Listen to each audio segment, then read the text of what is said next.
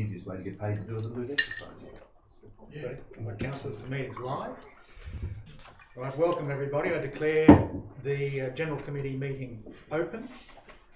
I begin by acknowledging the traditional owners on the land on which we meet today. That's the Cubby Cubby or Gubby Gubby people. Pay respects to their elders past, present and emerging. We have an apology from Councillor Ingrid Jackson. We have no presentations? No, thank you. And the items referred here today begin with the Noosa Council submission to Queensland Government's Queensland Eco-Tourism Trails Program, Cooloola Great Walk, and was referred for further information.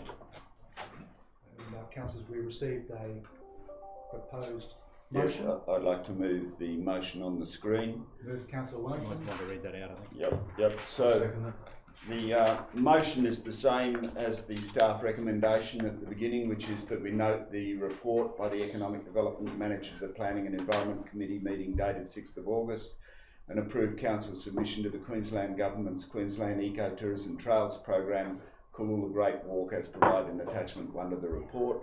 And this is where it's different, with the inclusion of the following additional items. Item 4, new dot point to read, helicopters should not be used to service the Cooloola Great Walk, as this would result in significant impacts on the amenity of the National Park. B, new item to read, the campsite should be used for hikers experiencing the Cooloola Great Walk and not be used as accommodation for non-hikers. And C, new item to read, the National Park walking trails should remain non-exclusive and therefore available to those customers of the commercial operator as well as independent hikers not utilising the services of the commercial operator. Excuse me, Mr. Chair, may I ask a question of the Yes. of the mover? Yep. With regard to the probably items 2 and 3, are you suggesting there's a differentiation between the Cooloola Great Walk track and any other tracks in the national park by making this this recommendation? Well, what we are not aware of is whether or not the state intends to make what is currently a walk available to anyone exclusive to a commercial operator, and the intention is that it should not be exclusive, that a national park should be available to everyone. Additional facilities and guides, etc., may be provided to the commercial operator, but that shouldn't mean that the commercial operator is the only one to exploit the Cooloola Great Walk. I'm not sure what you mean by B then. The campsite should be used for hikers experiencing Cooloola Great Walk and not be used for accommodation of non-hikers. I mean, non-hike. The only way to get there is by hiking. To the motion, rather Need a second. Second. Yeah. Okay. Councillor Wellington. Yeah, okay. It goes to the question that Councillor Jurizovic was asking. With regard to item B, there is a concern that a business who receives the opportunity to be able to operate the Great Cooloola Walk, certainly I understand that the 3 businesses all intend to put in some sort of permanent structures or semi-permanent structures, glamping facilities or accommodation facilities along the walk. There is a concern that these might then be used as revenue raising simply as accommodation premises rather than as part of a tour that incorporates the walk itself. In other words, they could be let in an Airbnb type fashion, if you like, or something similar, and simply truck or people in and have a camping experience in the middle of a national park that has nothing to do with the walk, in which case they end up being kind of virtual resort accommodation in the middle of the national park, which is not the intention of the EOI process, as I understand it. So this is just making sure that whatever accommodation is provided is for walkers. It's not being used as erstwhile resorts in the middle of a national park. And beyond that, Thank you. I think that clarifies what. Yeah, beyond that, the helicopters is self-evident. We've had a lot of complaints when helicopters were utilising the North Shore landing strip for training and the impact that that had on the amenity of the area. Helicopters and national parks don't go well together. And the final item is ensuring that it isn't an exclusive use of the trail, but rather anyone can still continue to walk in the park. What would be provided by a commercial operator would be the accommodation facilities and some sort of guidance in terms of the trekkers.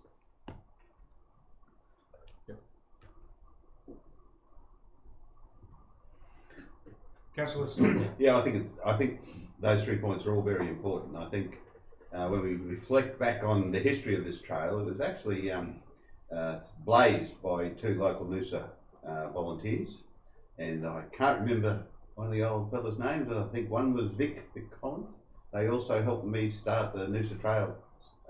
After they finished that one, they did the trail that went from Taunton through to Pomona. So there's this long association of the local community with using that trail, and it is a trail that all people should have access to. And you know, as councils, we've received written concerns about commercialisation if it's to the exclusion of normal people who do bushwalking and camping for their low cost entertainment and recreation. And I've also received a number of verbal people with the same concerns, that they don't want to see the national park turned into an activity or a experience that only those who can afford the guided tour can enjoy. So I fully support it. Joe. I'd like to move an amendment to item B to clarify that point greatly, and that the campsites should be used exclusively for hikers experience of Cooloola Great Walk and not be used for the accommodation of non-hikers. I think that sends a potentially a stronger message.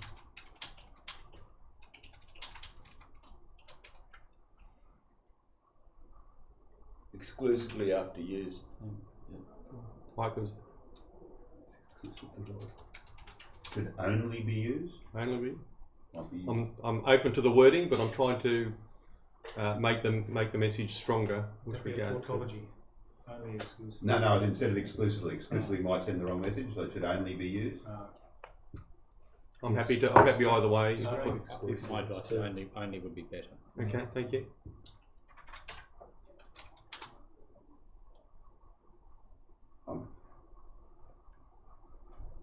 I'll second that. Yeah, I'm just wondering if I'm going to move an amendment Yeah.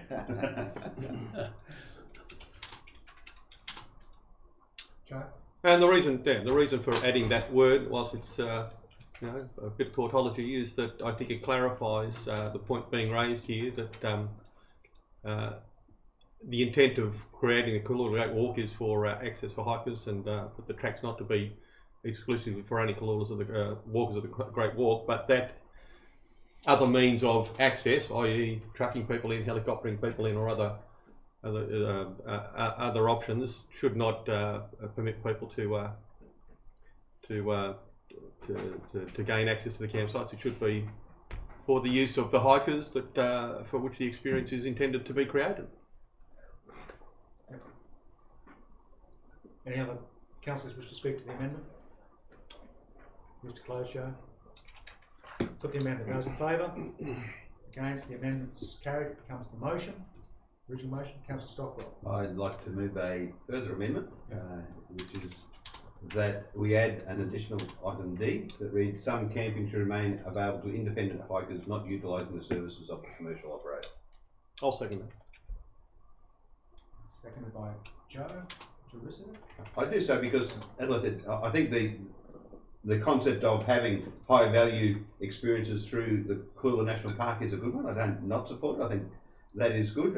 Myself, I've only ever been on a couple of guided bushwalks, but the additional knowledge and experience I got as a result of having very knowledgeable guides was immense. And so getting people to not only just enjoy the relaxation of walking, but also understanding the ecology and the history of the site's good.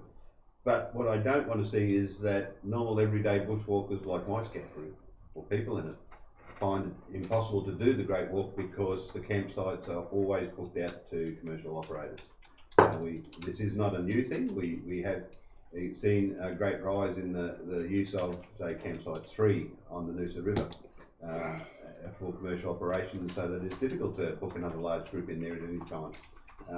So I think it's just a message to the government that yes, we can have value-add experiences, we can build niche tourism products which will bring higher value users, but the locals still need to be able to use their national parks. I'd like to ask a question, Anthony. From what you understand about this whole program, There's no plans to remove independent campsites from the Cooloola Great Walk, is there? My understanding is there are places, camping spots where people carry their own tents in, set up the tents. There's no intention to change that facility, is there? Through you, Chair. To date, the actual detail around what's going to change or what they're proposing, I haven't seen any detail, but what we have just over the weekend, last week we engaged a bit further with state government. We've now got a response and trying to get a coordinated response. We've now got that, so I think in answer to that is that it's going to be really key to have a really close, detailed relationship. It's a procurement process at the moment, and that's where we've gone back to state and said we've been approached to engage, and we've now agreed that the 3 applicants will be certainly working through the procurement process as you would expect through state, and we're open. We're working with Gympie now, so Gympie and ourselves will work closely with state to engage with the proponents and ensure that everything in here, once we submit this, is an ongoing dialogue around those, I guess, questions: what's being taken away, what's being added, and how is that actually managed? Joe? Yeah, I'll support the amendment. I think that does send a clear message. Whilst the operators of these additional facilities, like glamping facilities and the like, certainly should have exclusive rights to the use of the own facilities that they provide or set up. They shouldn't have exclusive use of campsites, because what that will only do is encourage people to camp potentially elsewhere, not in designated campsites, and have the potential to try and drive people away from the designated campsites that already exist, and restrict the activity to the areas designated for people within those sites, and not tramp all over the national park as they shouldn't do. It also means that yes, as Councillor Stockwell pointed out, that these don't become exclusive rights of the operators. They, as has been seen in other localities. Yeah. The amendment seems to be a useful clarification. I'll certainly support it. The other councillors wish to speak to the amendment. Brian, you wish to close? No. Put the amendment. Those in favour? Against? Amendment's carried. Go back to the original motion, which Mayor and Councillor Stockwell have been the only 2 speakers. Anyone else wish to speak to the motion? Yeah, Councillor yeah, Department. yeah, Mr. Chairman. Yeah, as the councillor who probably lives within a few hundred metres of this walk up at Tiwa, it's kind of interesting. I can see what councillors are trying to do here. This will be interesting just to see what the state's position is here. You know, you talk about exclusivity and non-exclusivity, etc. I don't know what the state's thinking. I don't know what the 3 applicants are putting forward, but I think I can see going forward some conflict here that looks a bit obvious in the big picture. How this is regulated. If there's, I haven't walked the Great Walk. I've been up to a couple of stages of it, just as a casual look around and seen their little tables and their little campsites, etc. And I'm not sure, you know, if I'm an independent walker from Europe or wherever I'm from, in amongst this, my campsite, how close am I to the, you know, regulated government one, etc., etc. So I can see what councillors have tried to do, and that's a good thing. I support that, because to shut people out who are, you know, whether they're backpacking around the world or whatever, or having a look at various trails across the world as they do, it would be silly to block them out of this. It's a brilliant walk. It would be silly to block them out. But I'll just be watching going forward. We get them now walking through Tiwa. I'd suggest in amongst some of this, they want to look at signage again. You know, I just advised a couple last week, put them back on the trail up there, because it isn't that clear.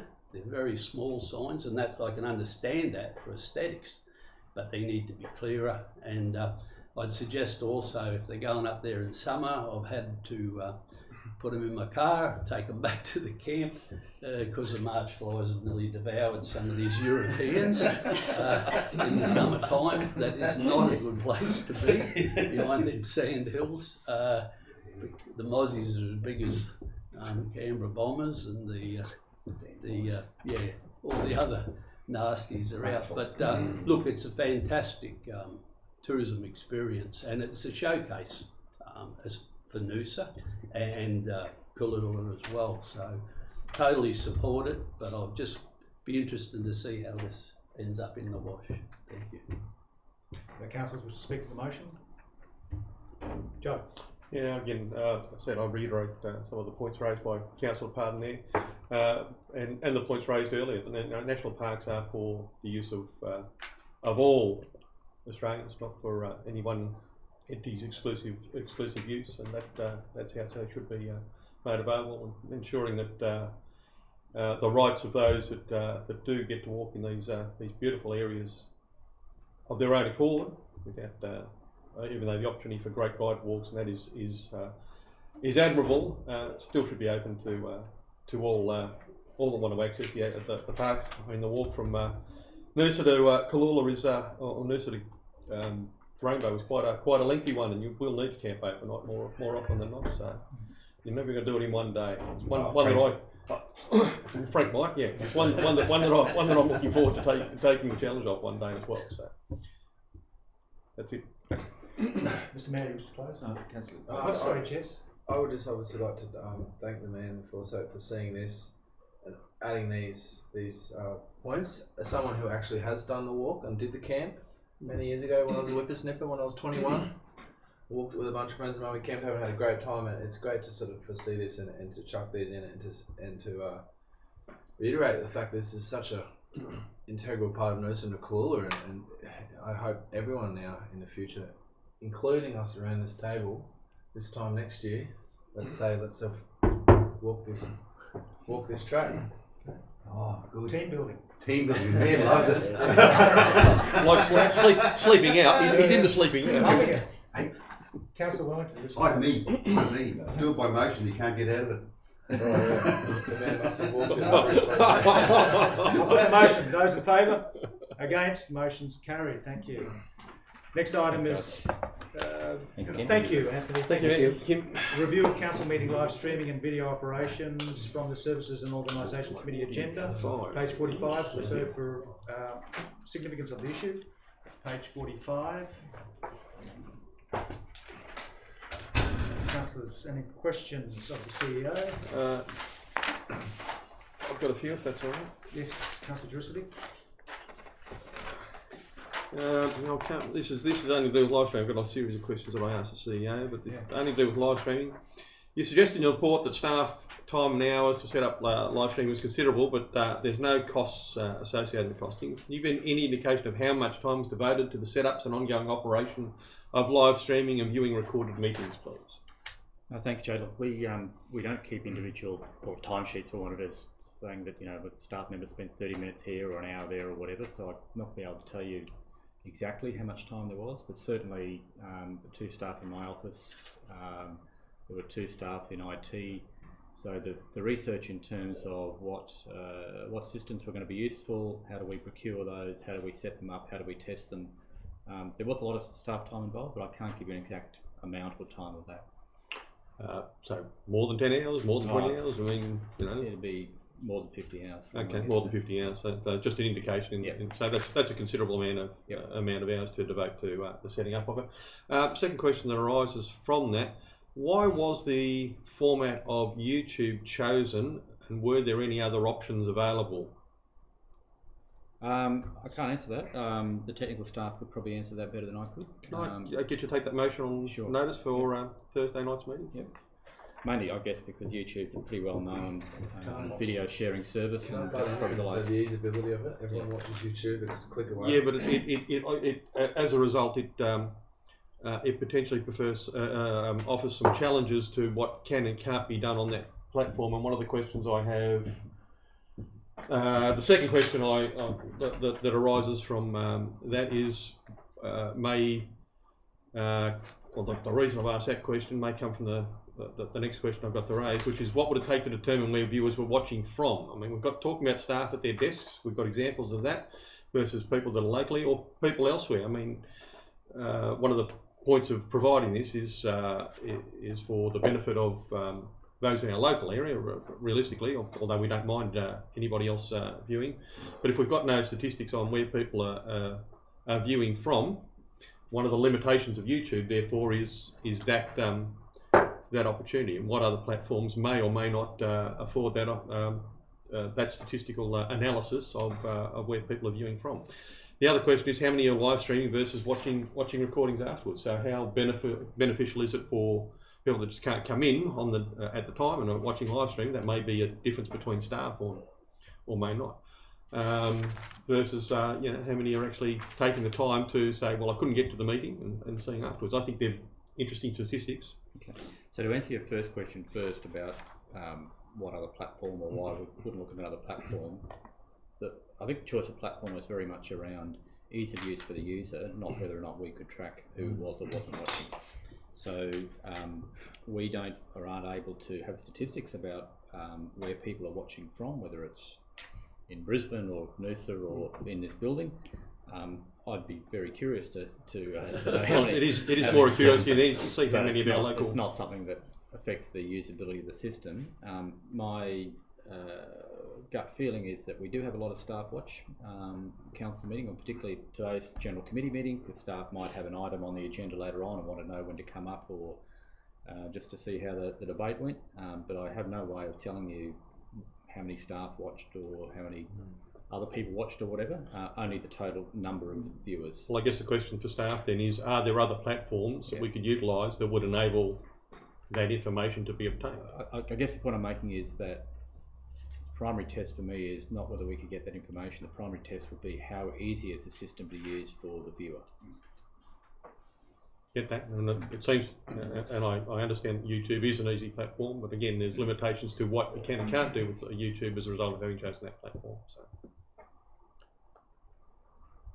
That's it, Joe? That's it. That's question one. I'll move it if you like, Mr. Move, Chair, Councillor if there's Harden. no more questions. I'll second.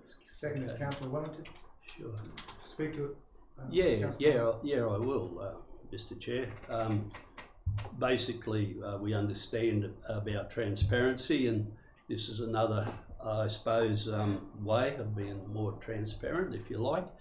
I'd have to say in the past, the old council that I was a part of, sorry to keep referring to the old days, but I'd have to say in history, we'd be as the most, I won't say the most transparent council, because that's a bit facetious, but certainly over the years that I've been associated with Noosa Council in 1997, when I came in, the meetings have always been open to the public. Of course, in the report where it says we've been closed a few times, when you get into commerciality, etc., land purchases, etc., naturally you close the meetings. But apart from those type of reasons, we've always been open and transparent. And I guess this is another step, and I don't have a problem with it at all. If there's any other way we can be more open, I don't really know what it is. Maybe, we start meeting on the street corners and just inviting everyone in general across the Shire. But certainly this is not a problem at all. Look, I understand staff concerns and as it says in the report about the way we've configured cameras, etc., to try and protect, if you like, the identity of staff, etc. And they're not public figures, and we must always remember that. So that was my major concern, I suppose, when we started out on this journey to get more transparent. How do we protect our staff? And the other thing is, I guess I thought that maybe staff might be more reluctant in that arena, being on film, etc., with regards to answering questions, etc. But you know, they can take those questions on notice if they're not 100% sure, etc. I think it's been successful, the process, and I don't know how many thousands of people watch us and our brilliant performance in here. Or tens. There's a list in 7, the 8, 9, 10. But I think it's just another step in our in transparent process, and don't have a problem with it at all. Thank you, Councillor Park. Councillor Stockwell. I'll speak to it as well. So the additional service we're providing under item B of the recommendations about bookmarking, I think that's a good one. I quite often go back and see whether my jokes are actually funny. No. Terrible. But I think Why? The answer's always the same. I think you guys even look at that one. It wasn't. if anyone's sort of using KO Sports, they know that they actually, you go to the line down the bottom that says try, and that could be the motion, and we have penalty goal. They also have missed goal, so I'd probably feature on the missed goal quite a lot in the joke today. But Can I think ask a that is question? useful. What are you talking about? Oh, KO Sports, their bookmarking, you can look at a whole game, you say, I just want to watch the tries. I think And it's that's in what the form people- of an allegory, Mr. Chair. Oh, thank you. Yeah. Anyway, so yes, and my jokes would be akin to the missed goals. I do think it's important. Then there's a serious issue of whether to do the earlier committee meetings. And I totally agree with the CEO's analysis on that. They were introduced in the 88 to 91 council as portfolios, and they were behind the closed doors meetings, which would recommend to then 2 separate committees, which is akin to what we do here. They are open to the public. If there's anything that's mildly controversial, they tend to come here, which is video streamed, and I think that's the right way to go. I think run-of-the-mill business, the sort of informality of those meetings is important for them to serve their purpose. So I totally agree with not going down the track as recommended, or as was proposed in the notice of motion, which this report refers to. It's not a matter of lack of transparency, it's about good governance, and the process we have in place is exemplary governance. Thank you, Councillor Stockwell. Councillor Wellington. The report notes the difference between the number of open and closed meetings on the Noosa Council as compared with the Sunshine Coast Council. And having been a councillor on the Sunshine Coast Council, I can certainly attest to Noosa Council's level of transparency when it comes to meetings.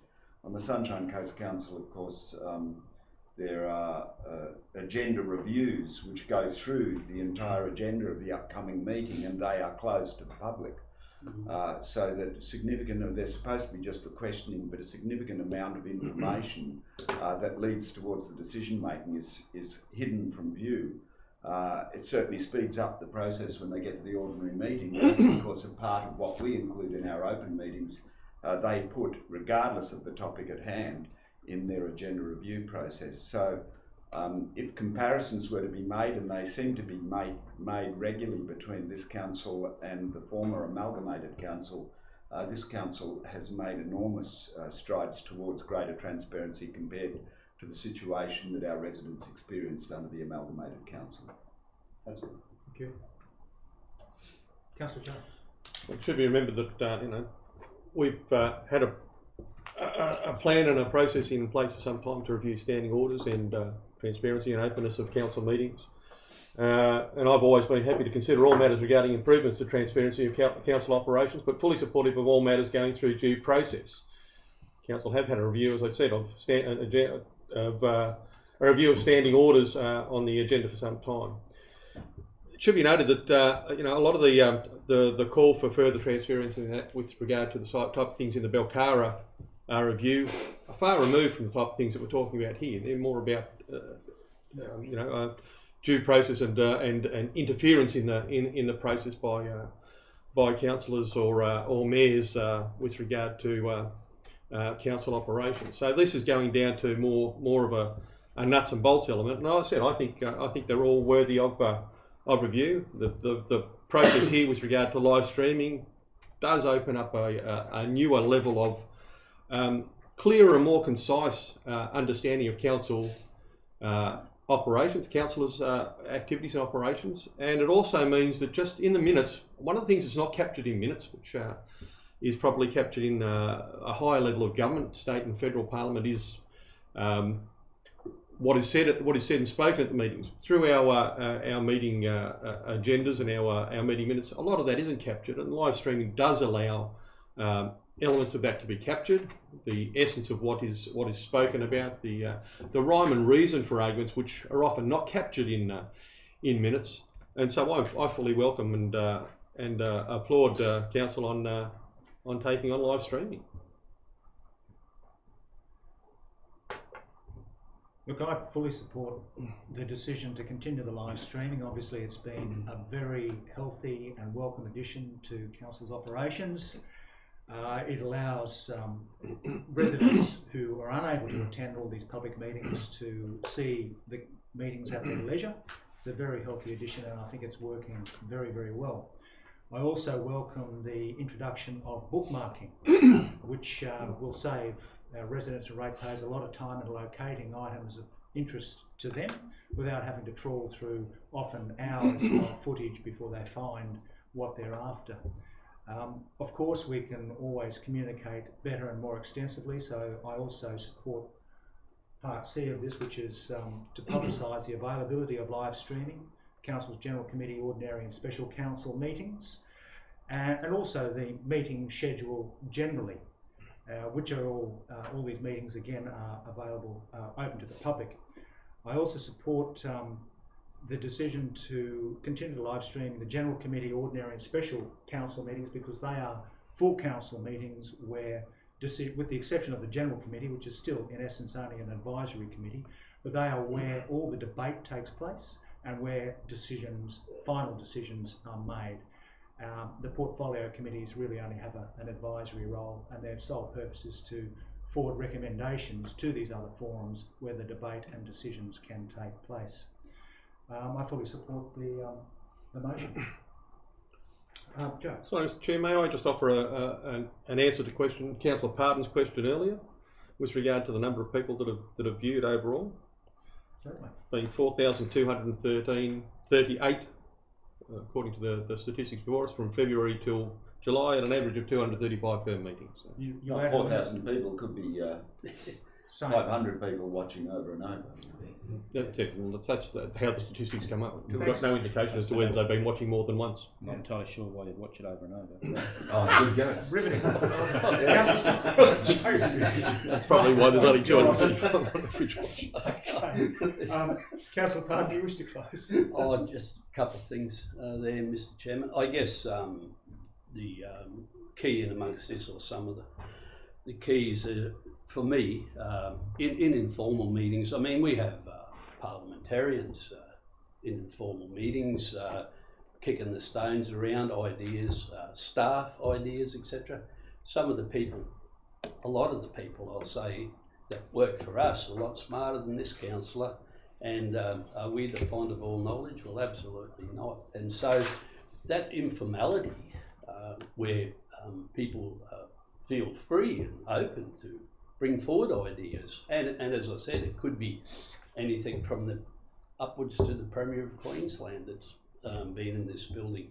So if you take away that, you lose so much, because you know, once again, staff are put in a position, and I think you lose that openness. You know, some of the ideas might be some I bring in pretty off the wall. You know, might be seen as whatever. So you lose that informality, and that's just not good government to lose that, in my opinion. Thank you. Thank you. I'll put the motion. Those in favour? Against? The motion is carried. Next item is item 3, which is review of standing orders for council meetings, page 52 of the Services and Organisation Committee agenda, referred for significance of the issue. Again, councillors' questions. CEO, Joe.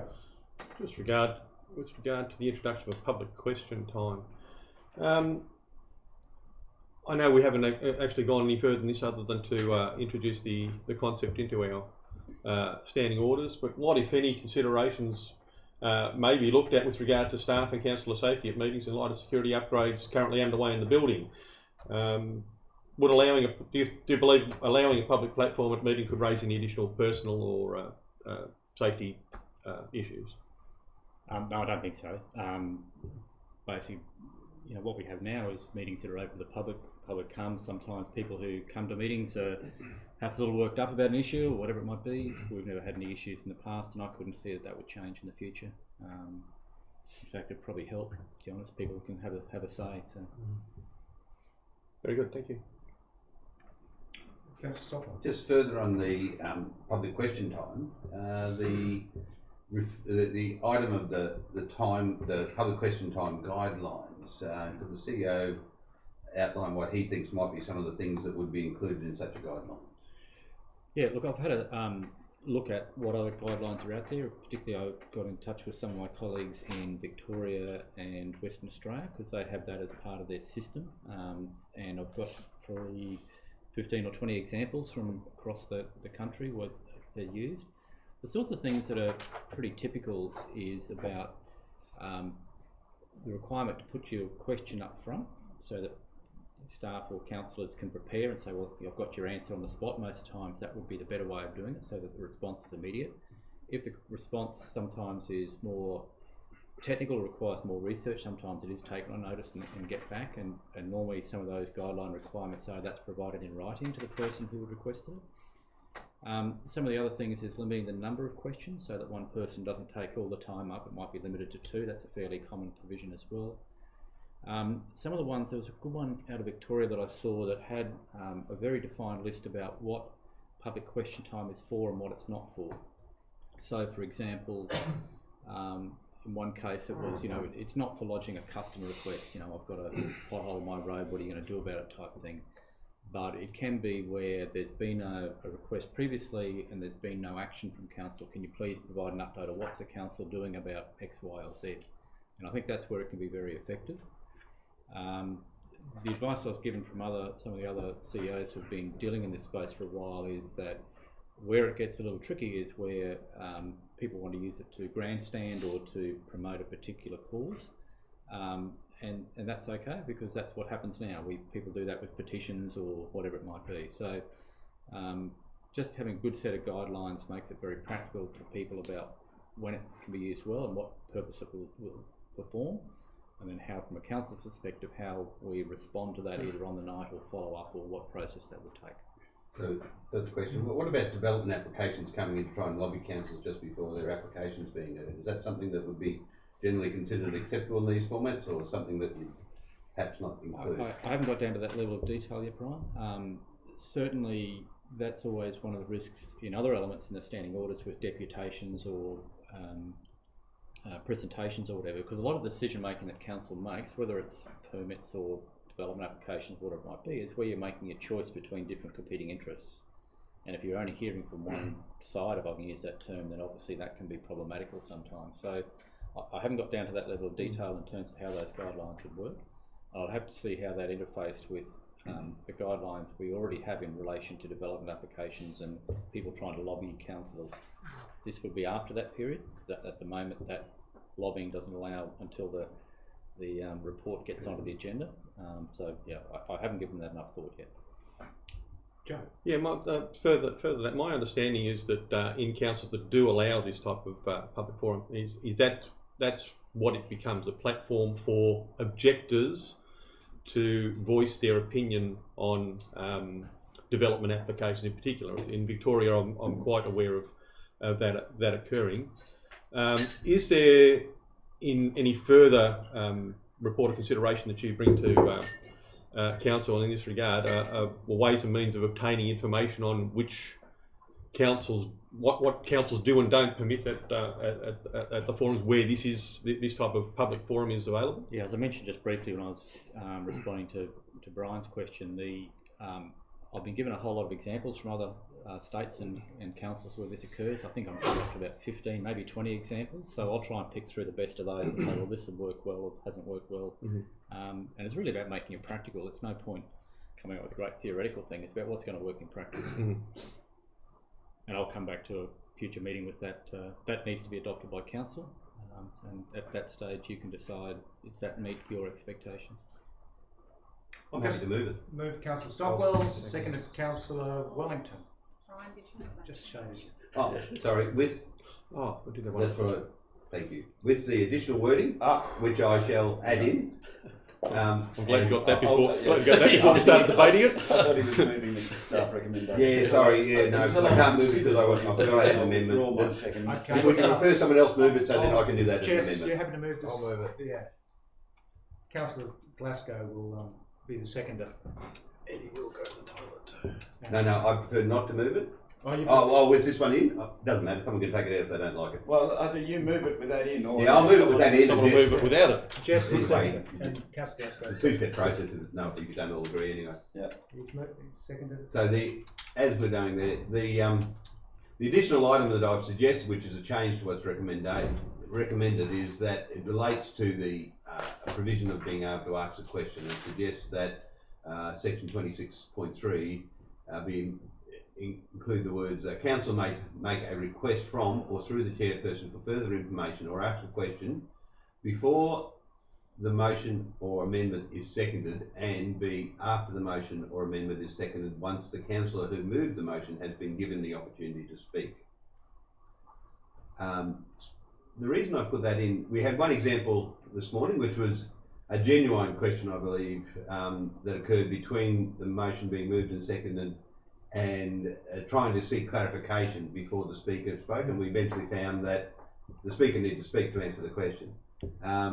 That's perhaps not that bad, but what I have found is that in previous meetings, that it's become a tactic also. It's become a tactic to, before the speaker who's moved the motion has a chance, the person who's moved the motion has a chance to speak, that it's a way of either colouring or putting a taint on the motion before the person had the time to speak. So it's become a tactic. It's become sometimes used impolitely to put the speaker off, and therefore I think it's much more in keeping with a long-standing tradition that once you've moved and the motion's been seconded, that you're the first person to speak, that questions shouldn't interrupt it. Nice question of the how is it that this tactic will be allayed if you're recommending that questions can be asked before the motion is spoken to? Because Part A suggests that between the motion, just a second, between the motion being moved and a seconding, that questions can be asked, which is exactly the same, I would have thought, tactic that you're trying to avoid, that you just alluded to. You could, but the reason why I left that in is because sometimes someone moves a motion and everyone's not clear, and they have to ask questions before they second it. That's why I thought that would be left in. That sometimes you can say, oh, that doesn't make sense, maybe we can do that, and I thought that was appropriate. Oh, I suppose I'm just raising it as I think that is polite to let the person speak if it's seconded, and that's what I know the first time it happened to me, I was actually completely shocked, and I know Councillor Pardon probably wasn't trying to be impolite, he was just trying to. He was enthusiastic. But it's happened a number of times since then where I thought this is a deliberate tactic, that it's impolite, and I nearly called the point of order because of that. And the tradition is that you don't. But my question is that That's could why still occur. That could still occur if it wasn't seconded, but changes. normally your eyes and the seconded it's all very quick. It's only when those big gaps occur is when the motion maybe not completely logical or may not make sense to everyone around the table that I thought questions were appropriate. And Councillor Jerusalem has a question. I'll phrase a question to the CEO then. Currently, under our proposed standing orders, when could a question be asked with regard to a motion or an amendment? It could be asked before the motion is put, when you still even not get to that stage. Mm-hmm. It could be asked once it's been moved. It could be asked after it's been seconded. And So before the mover has spoken. In light of that, how is that different from what's on the board being proposed by Councillor Stockwell? So what Councillor Stockwell is proposing is that once the motion has been moved and seconded, the first thing that should happen is the mover should speak to it. There shouldn't be a question in between. Okay, that's the only difference. That's Yep. the only variation. And I've discussed this with Councillor Stockwell, probably continuing to answer. So I just wanted to clarify Yeah. what the difference between Yeah. what we've currently proposed and what the And- amendment that Councillor Stockwell is putting here is. Yeah, so this is one of these ones, it's a bit of a 50-50 call for me. I made the call in the draft that I presented to council that I think that those questions can sometimes play a useful role, but they are also able to be misused. So really it's a matter for the council just to determine which way you want to go on this one. Mr Chair, just a Councillor question through you to Councillor Stockwell. Is you referring to that I moved an amendment before you spoke to a motion? Is that what you're referring Oh, I forget to? the first one. I remember when you did it, I thought, you can't do that. I think you're referring to a question. Yeah, I think it was a question. Was Yeah, it was a question. Okay. It was a couple of years ago. Yeah, all right. And Well, you asked me as chair if he could do it, and I said yes, he could. Yeah. Councillor Joe. Look, I'll speak to the speak to the amendment or the motion because it's not an amendment; it's a motion now. I'm happy to support this this change, but I'm also happy to support the motion overall as it appears before us. I think there is an element of merit in the change that's been made by Councillor Stockwell. In that we have had a number of instances where a question has been raised after the motion is moved and before being seconded, so to clarify an element. So somebody may not be comfortable seconding it until they have clarification of what the elements of the motion are. And I do think it is fair that the mover get to speak before a question is raised. So I quite support that. I support the overall change to the model meeting procedures. I think we have gone through a series of understanding of the changes being brought by the reviews of the state government with regard to model meeting procedures, and in fact our meeting procedures have far outweigh, been far in advance of the model meeting procedures that have been proposed. So I'm happy to see that the changes that have been proposed here have been a review of how we started the process, how we've over the short period of time that the council has been back in, be prepared to not only instigate our initial standing orders but review them in due course. But I still have one more question for the CEO, if I may, out of his report, and that is where we got to. When did the Sunshine Coast Council? Your report says the Sunshine Coast that Oscar. CEO is also aware from discussions with Oscar that this is the only significant issue where the organisation believes Sunshine Coast Council is head of council in terms of governance arrangements, and that's recording of all names that vote on the matter. Given that our original standing orders were essentially derived from the Sunshine Coast Council when we de-amalgamated, when did the Sunshine Coast Council introduce this, and was that in place when we de-amalgamated? I believe it was in place. It has been in place for a number of years prior to de-amalgamation. So we chose not to adopt it at that time, even though the Sunshine Coast Council would. Yeah, that's right, because that's an administrative thing, and you'll see here that that requirement is not actually in the standing orders, it's in a council decision. So that's the way that they've done it as well. It's how the staff have been instructed to record those votes. So the original standing orders that Sunshine Coast Council had in place in 2014 that we adopted didn't have that provision. It was done through a council decision from Sunshine Coast to record it that way, and that's what this is proposing as well. If you have a look at recommendation D of the proposal, that's where the council will make a decision to record it that way. Are we aware of any other councils in Queensland that do that record all? I assume that quite a few would do, quite a lot of the big ones. I'm pretty sure Gold Coast and Brisbane, for example, do it, but I haven't gone through every council. Okay. Joe, and had a look at that. Thank you. So if I may conclude then, I think the recording of how council votes on every issue is a good outcome also. It will negate the politicising of items by councillors, and would prefer this over a division being called to record voting outcomes, which can be used and is used as a tool for political gain in some circumstances. The community should have the opportunity to confirm how councillor votes on all matters, although this potentially has its shortcomings also.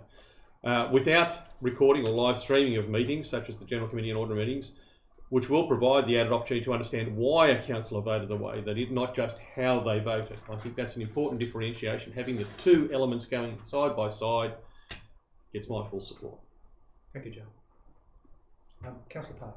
Yeah, as others have said, and the CEO said, I'm agnostic.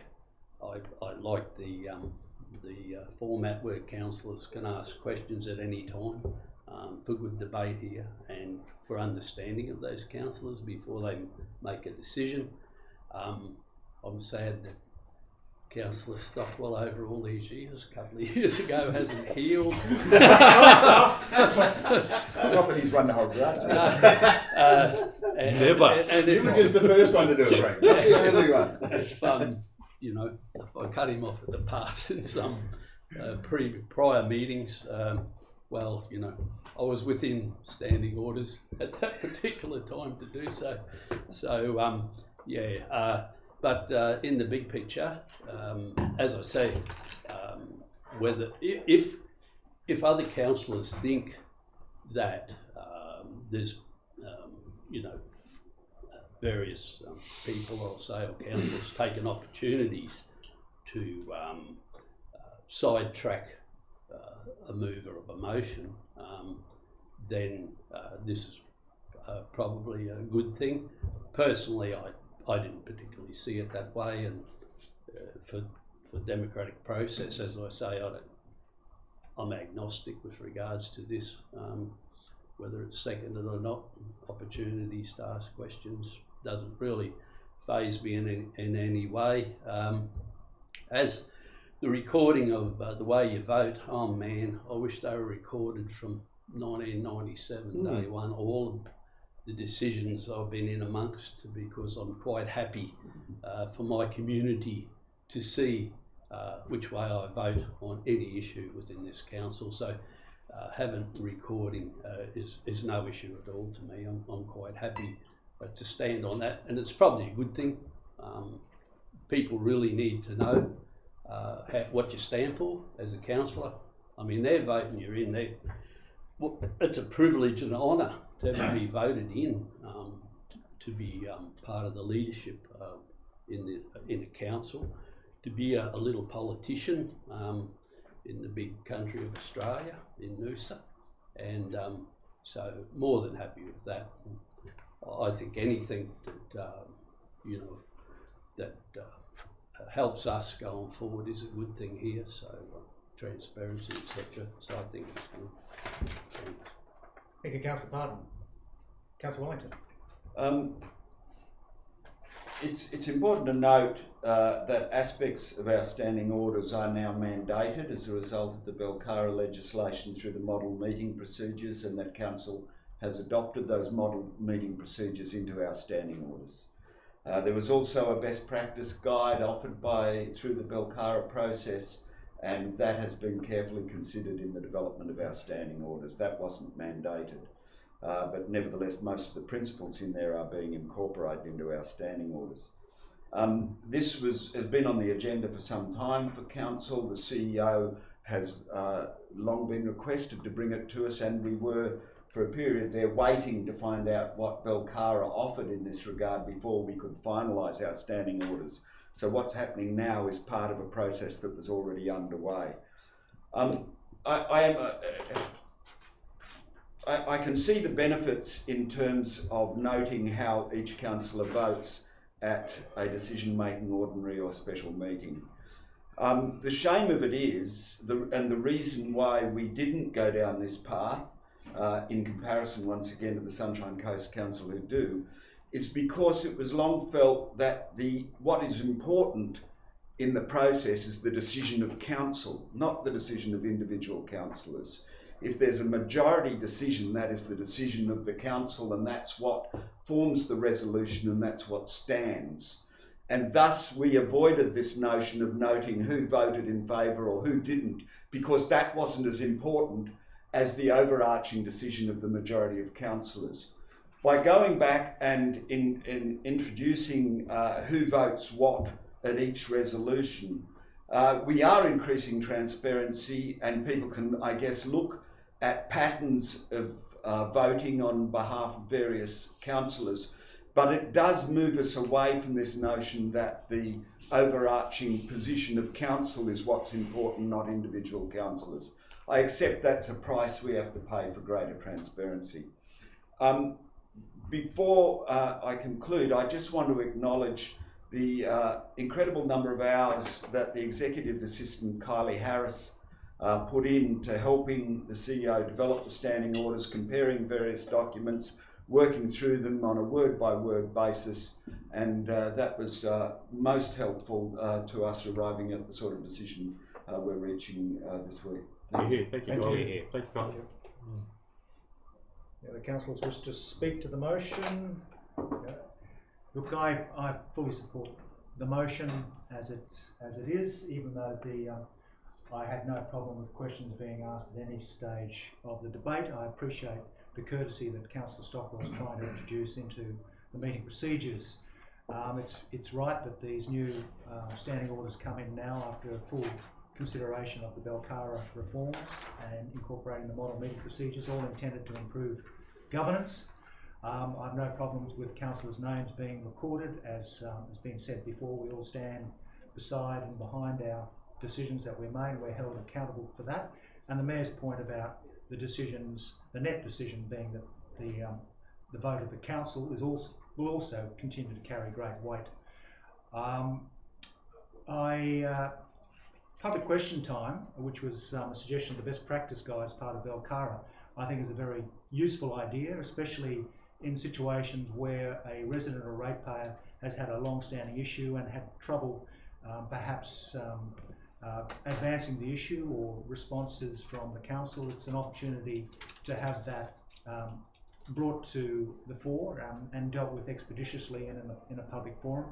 I think it's just another way that we can improve our community engagement, as is the letting the community know through better publicity or better links on our website, the availability of petitions, deputations and presentations which are currently available as avenues through which community members can engage with the council, and also the future question time. And I look forward to the guidelines being drafted up by which respectful and effective interaction between this council and residents and ratepayers can take place in our ordinary meetings. I support the motion. Sorry, Councillor, can I just clarify a question with the CEO before we, of course, just on something that you raised there? As far as Belcara reviews and impacts upon councils, I don't believe we are at the end of the Belcara review. I believe there's more to come. Oh, there's a lot more to come. Sorry, I got the impression from what you suggested there in yours that was the end of the Belcara review. No, that's the latest tranche. Yeah. Thank you. Councillor Bryan, would you like to close? Yeah, I will. I think it has been a very useful debate on this item. I thought the Mayor's reflection on the balance required between transparency and collegiate responsibility was a very worthwhile consideration. Is the purpose of becoming elected a councillor is to govern for the whole community. It's not about highlighting how you're different from your colleagues. It would be a shame if recording each motion leads to more of the latter and less of the former collegiate responsibility. I also think it's, when I'm on reflection just then, that it's really weird that I'm moving a motion to support public question time, because when it was first raised I didn't support it. I thought it was going to be an avenue for putting out a soapbox for all the negative Nellies to come in here and have a bit of a chat and get some bile. I don't think it will turn out to be that if we get the guidelines right. So because I didn't actually support at the beginning, I did what is a good thing to do. I asked people how they'd like to, if they had a really important question they wanted to put to their council, what would they like to do? How would they do it? And I asked them, levels of thought for old-fashioned letters, emails, phone calls, and presenting a question to a formal council meeting. And it was quite an interesting process. And most people initially said yes, emails obviously, some people preferred telephone, email was quite, but then when it got to that last question about public question time, some people would say never, but quite a few people said, well, if my other approaches were unsuccessful, and I think that's where it will become powerful, is people who have gone through a process, feel unsatisfied, and they want to have that question put in a public forum so that those who make the decision are really aware of that concern. I do think that the process around development applications will require a lot of thought, so we don't bias either the applicant or the submitters. But to me, yeah, it could make it quite an interesting process, and one which gives an extra level of involvement of the community. So we're quite happy with the recommendation. The last one, in regard to deputations, it's something we've always had in our standing orders. But I do think, I've certainly asked the Mayor a couple of times, can we have people come in and do this? And I think it is something to promote walk.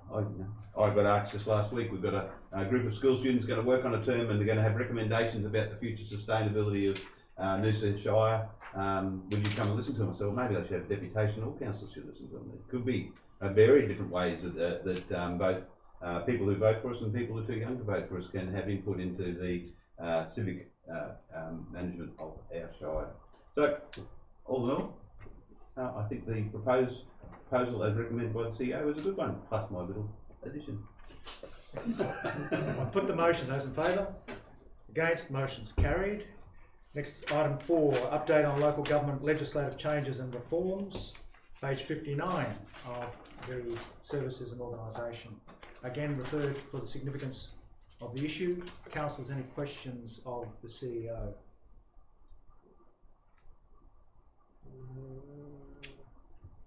I'll move it. Sorry, I do have a question. If I may. Councillor Joe, seconded Councillor Glasgow. Joe has a question. There was an interesting point raised within the report with regard to declaring a conflict of interest before a meeting. I note the intent for a council to declare they have a conflict of interest before a meeting, but assume this only implies the conflict of interest is known before a meeting. We've had situations where the conflict doesn't arise until discussion is opened and then a conflict may be determined. Is there some way or mechanism to trigger or give feedback to the Belcara review in if they are heading down this path with regard to when a councillor understands or is aware of their conflict arising? Yeah, it's a good question. That proposal's in a discussion paper, and it's something that's coming further down the track in a future legislative change. So the department has put out this discussion paper to identify how they think these things should be managed.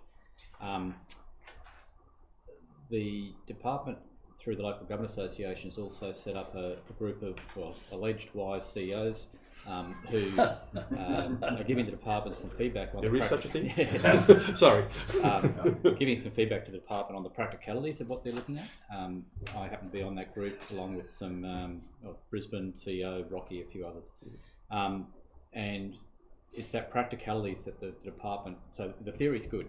The theory, a lot of what they're proposing is good. It's how it works in practice. Just the practice of it. Yeah, and that's one of the issues that we're going to raise with them as we go through that process. In fact, it was a week and a half ago we had one of those meetings.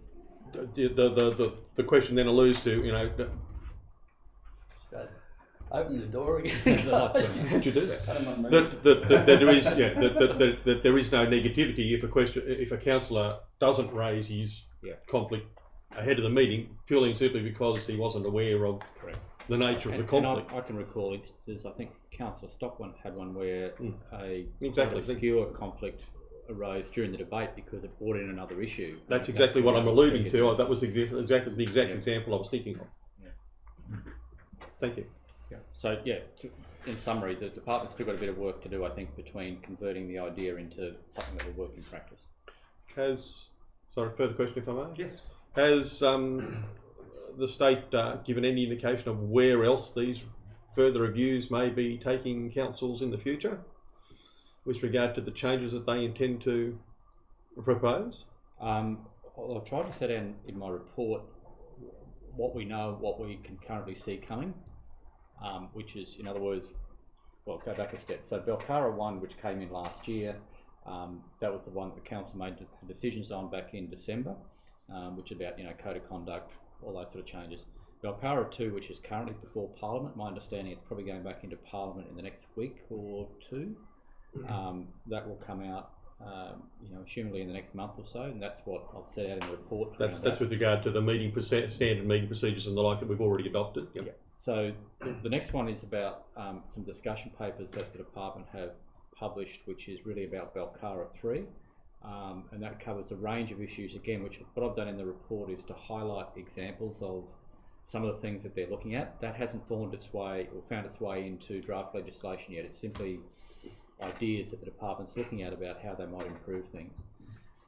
My understanding is that there's more beyond that that the department are looking at, and I think that will come out probably in the next 6 to 12 months. I assume the department will use a similar process that they're doing now, which is to put out some discussion papers or talking points to get people to say, well, will this work or won't it work? But yeah, more to come, Joe. So again, as has been the proposal till now, they've made a series of proposals of changes. There has been opportunity for feedback, and there have been changes made based on that feedback as to what will and won't work. My experience is that changes tend to happen between the discussion paper and the draft legislation. So in other words, if they have putting out ideas and say, will this work or won't, you give feedback, by the time it gets into the draft legislation, it's then incorporated. My experience though is once it's in the draft legislation, it's generally pretty well locked down. We saw that with Belcara 2, which is the one currently before State Parliament. Mm-hmm. So there are some things in there that, like the Government Association and other bodies don't agree with. It's been through their internal committee process, asking that this is through State Parliament, asking for feedback. Nothing changed.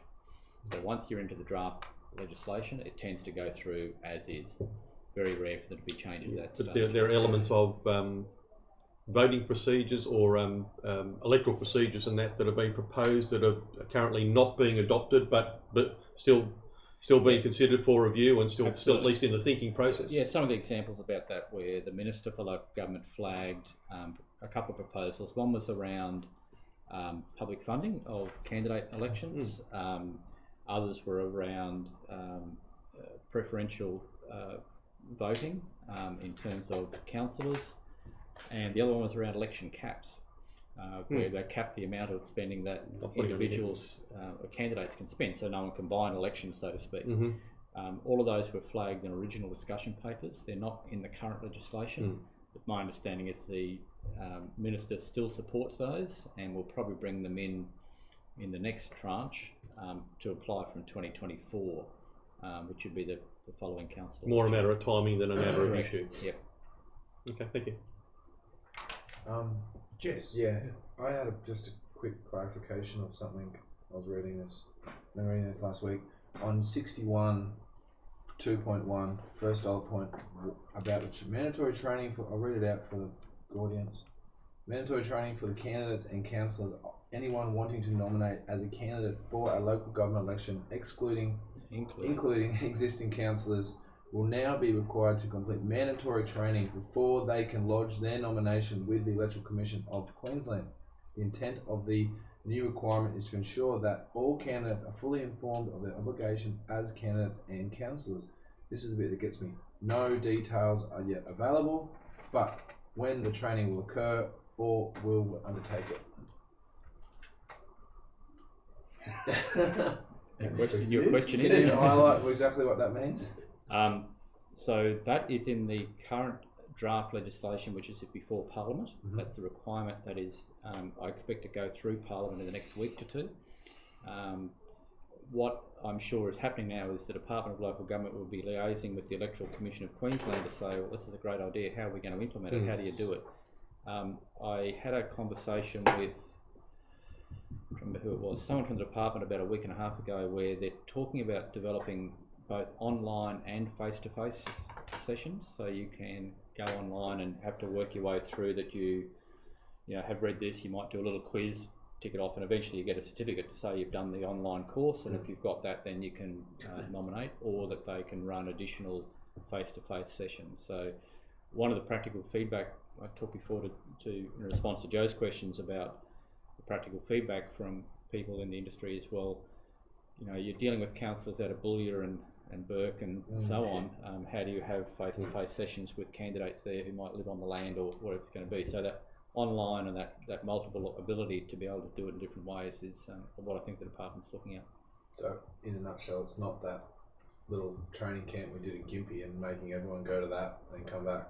No, this would be more of a obligation type issue where people need to click through a online training course or to attend and be signed off that you've attended the training. before you can nominate. Joe and Frank. And just following on from that, I'm assuming that the reason that it was councillors as well as councillor candidates or mayoral candidates to undertake that training would be so that everybody's on a level playing field with the current conditions as they apply before that election occurs, because they're obviously, with these reviews, obviously our knowledge and understanding from last election to this election has changed with regard to the changes that are being brought forward. Yeah, that's correct. And I think it's also to make sure every candidate goes into the election on the same basis. Yeah. It's no special deals. Just An equal understanding. There's no suggestion there they don't understand the legislation before they nominate. Let's hope there's not a test that you might. I'll talk to the motion. Okay. I just have a question. If the changes that we brought in the last motion about questioning were, when they are introduced, that would mean that this sort of questioning will not be able to take place because we've got a motion. Motion's been moved and seconded. Is that correct? Correct. Until the mover has spoken to the motion. Yeah. But to give Councillor Drews, he actually was just it's at the same time moment that he said the question and moved it. So. Councillor Wellington, you wish to speak? Oh no, what else? There's so many. Very briefly, just to point out that Council has, of course, repealed our former Code of Conduct and adopted the mandated statewide Code of Conduct that came in with Belcara, and we went a step further, which we weren't required to do, and we each signed a declaration to abide by the new Council Code of Conduct.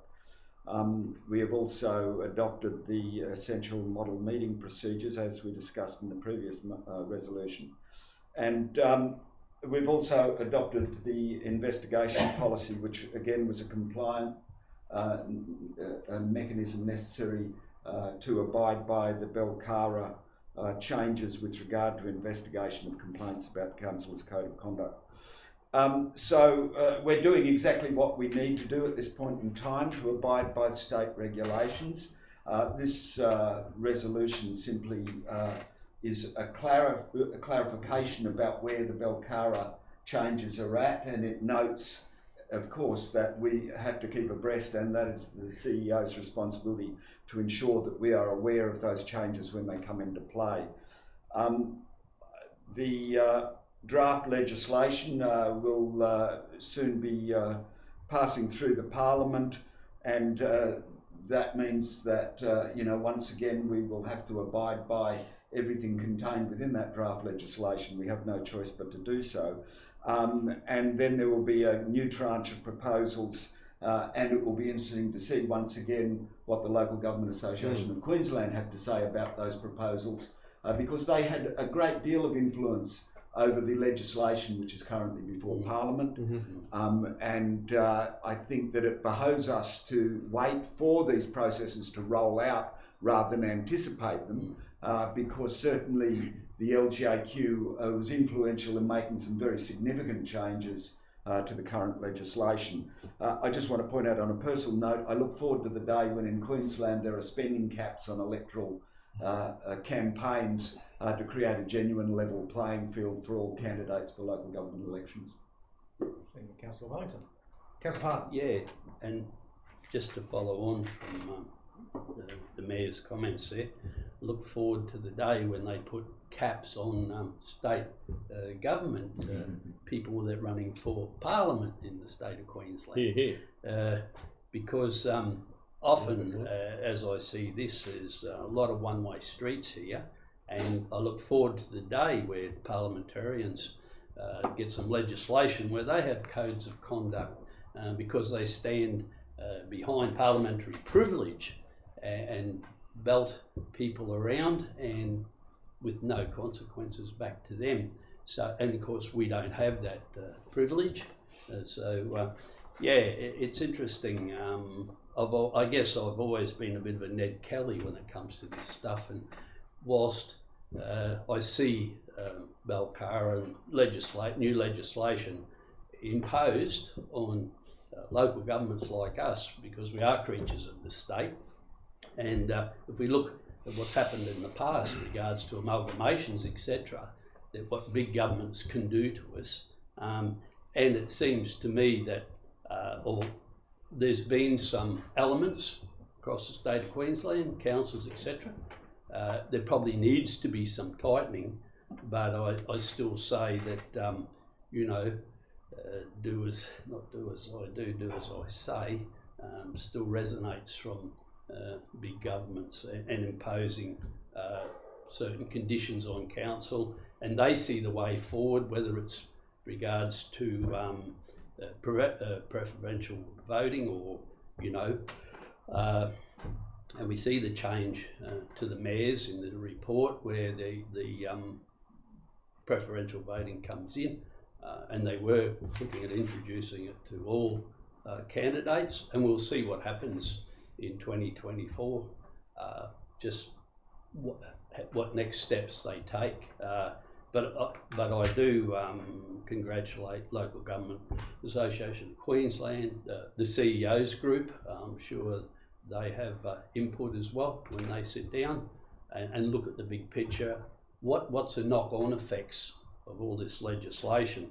As for training, gee, I've struggled to get a certificate, Mr. CEO, and I'm no good at exams, never was. So, you know, might have to print one out for me, so I could run again for government with a pass.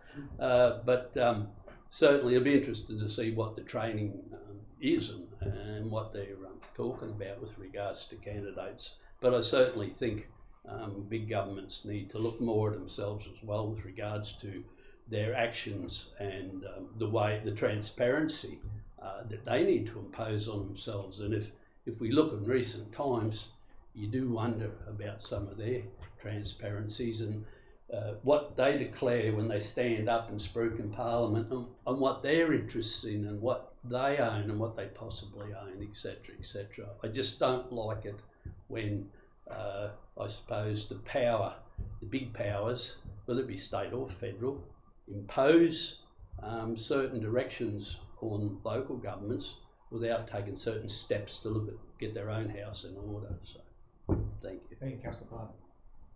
Councillor Stockwell.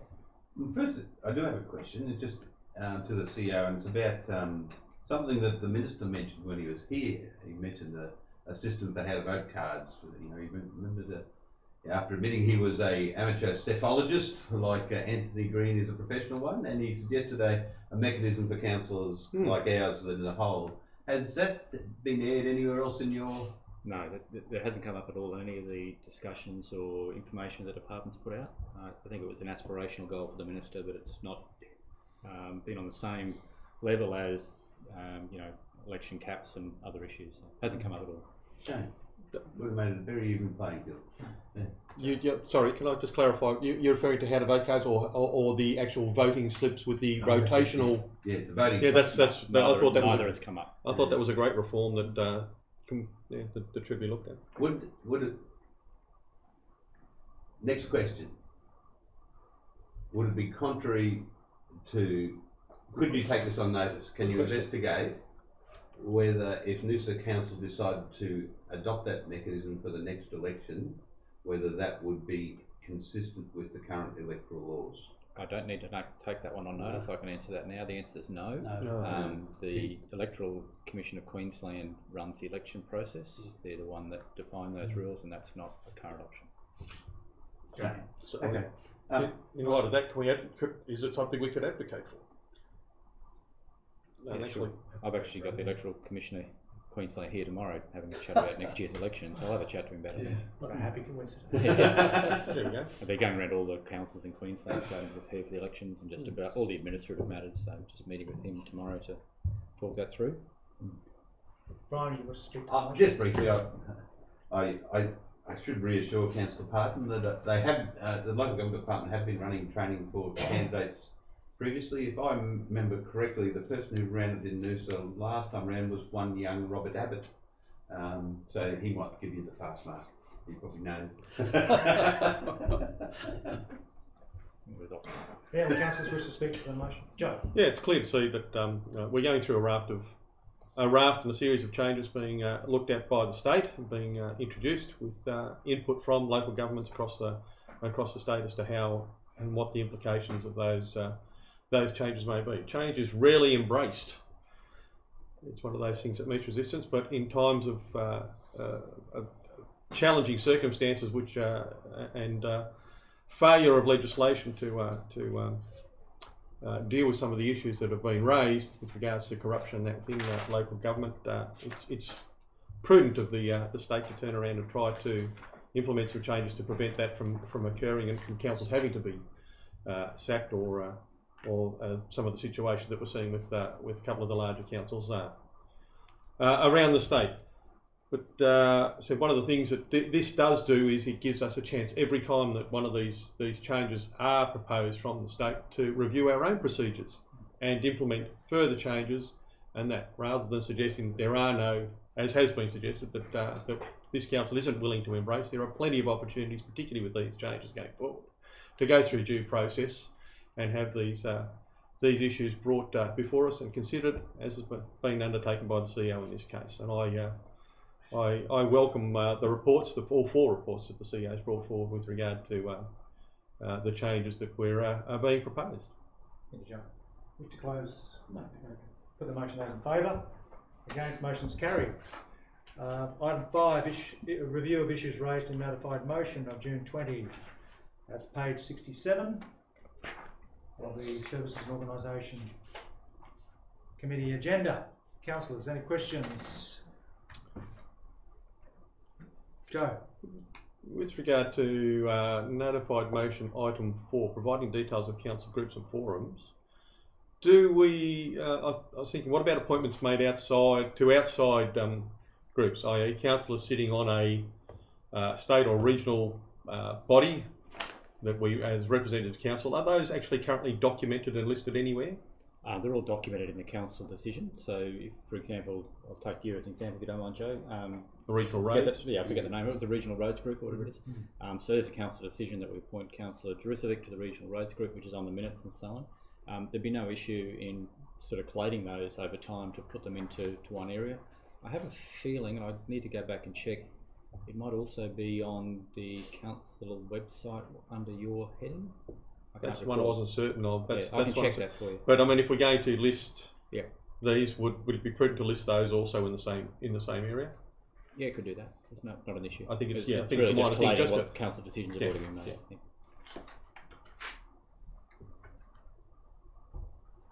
Any other questions? Councillor Wellington. I'll move it. I'll move Councillor Wellington. Second it. Seconded Councillor Glasgow.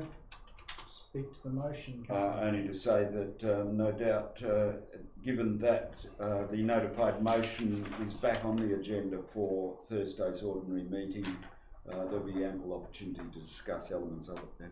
Yeah.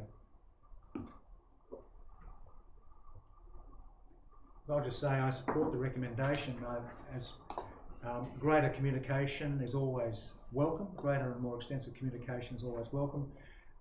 As is noted in the report, the appointments to these reference groups and focus groups and stakeholder forums, they're all noted on the website in a public fashion already in the council reports, but there is great value in having them all lodged in the one location on the council website. So I think that's a very useful addition to council's the way council informs its community and provides information to its community. So I think that's a very useful initiative.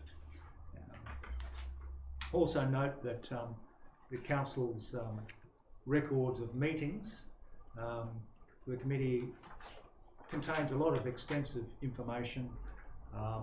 The name of the committee, the date of the committee meeting, council committee members in attendance, councillors in attendance, apologies, full list of the items considered, details of any conflict of interest, declarations by councillors, how they were determined, details of what how a councillor who was a conflict of interest voted on the matter, what that conflict of interest was, details of movers and seconders of motions, details of all recommendations made to council from the committee, and details of any changes made to staff recommendations. These are all part of the meeting record for our committee meetings. Very extensive, whether you call it minutes or meeting records is semantics.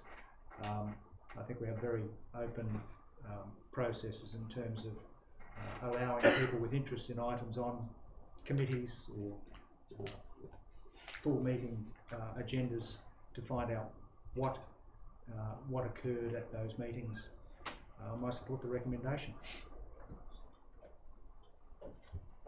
Councillor Joe. Yeah, I too support the recommendation. I mean, it's been suggested that council seems to be closed to change and reform, but it's clearly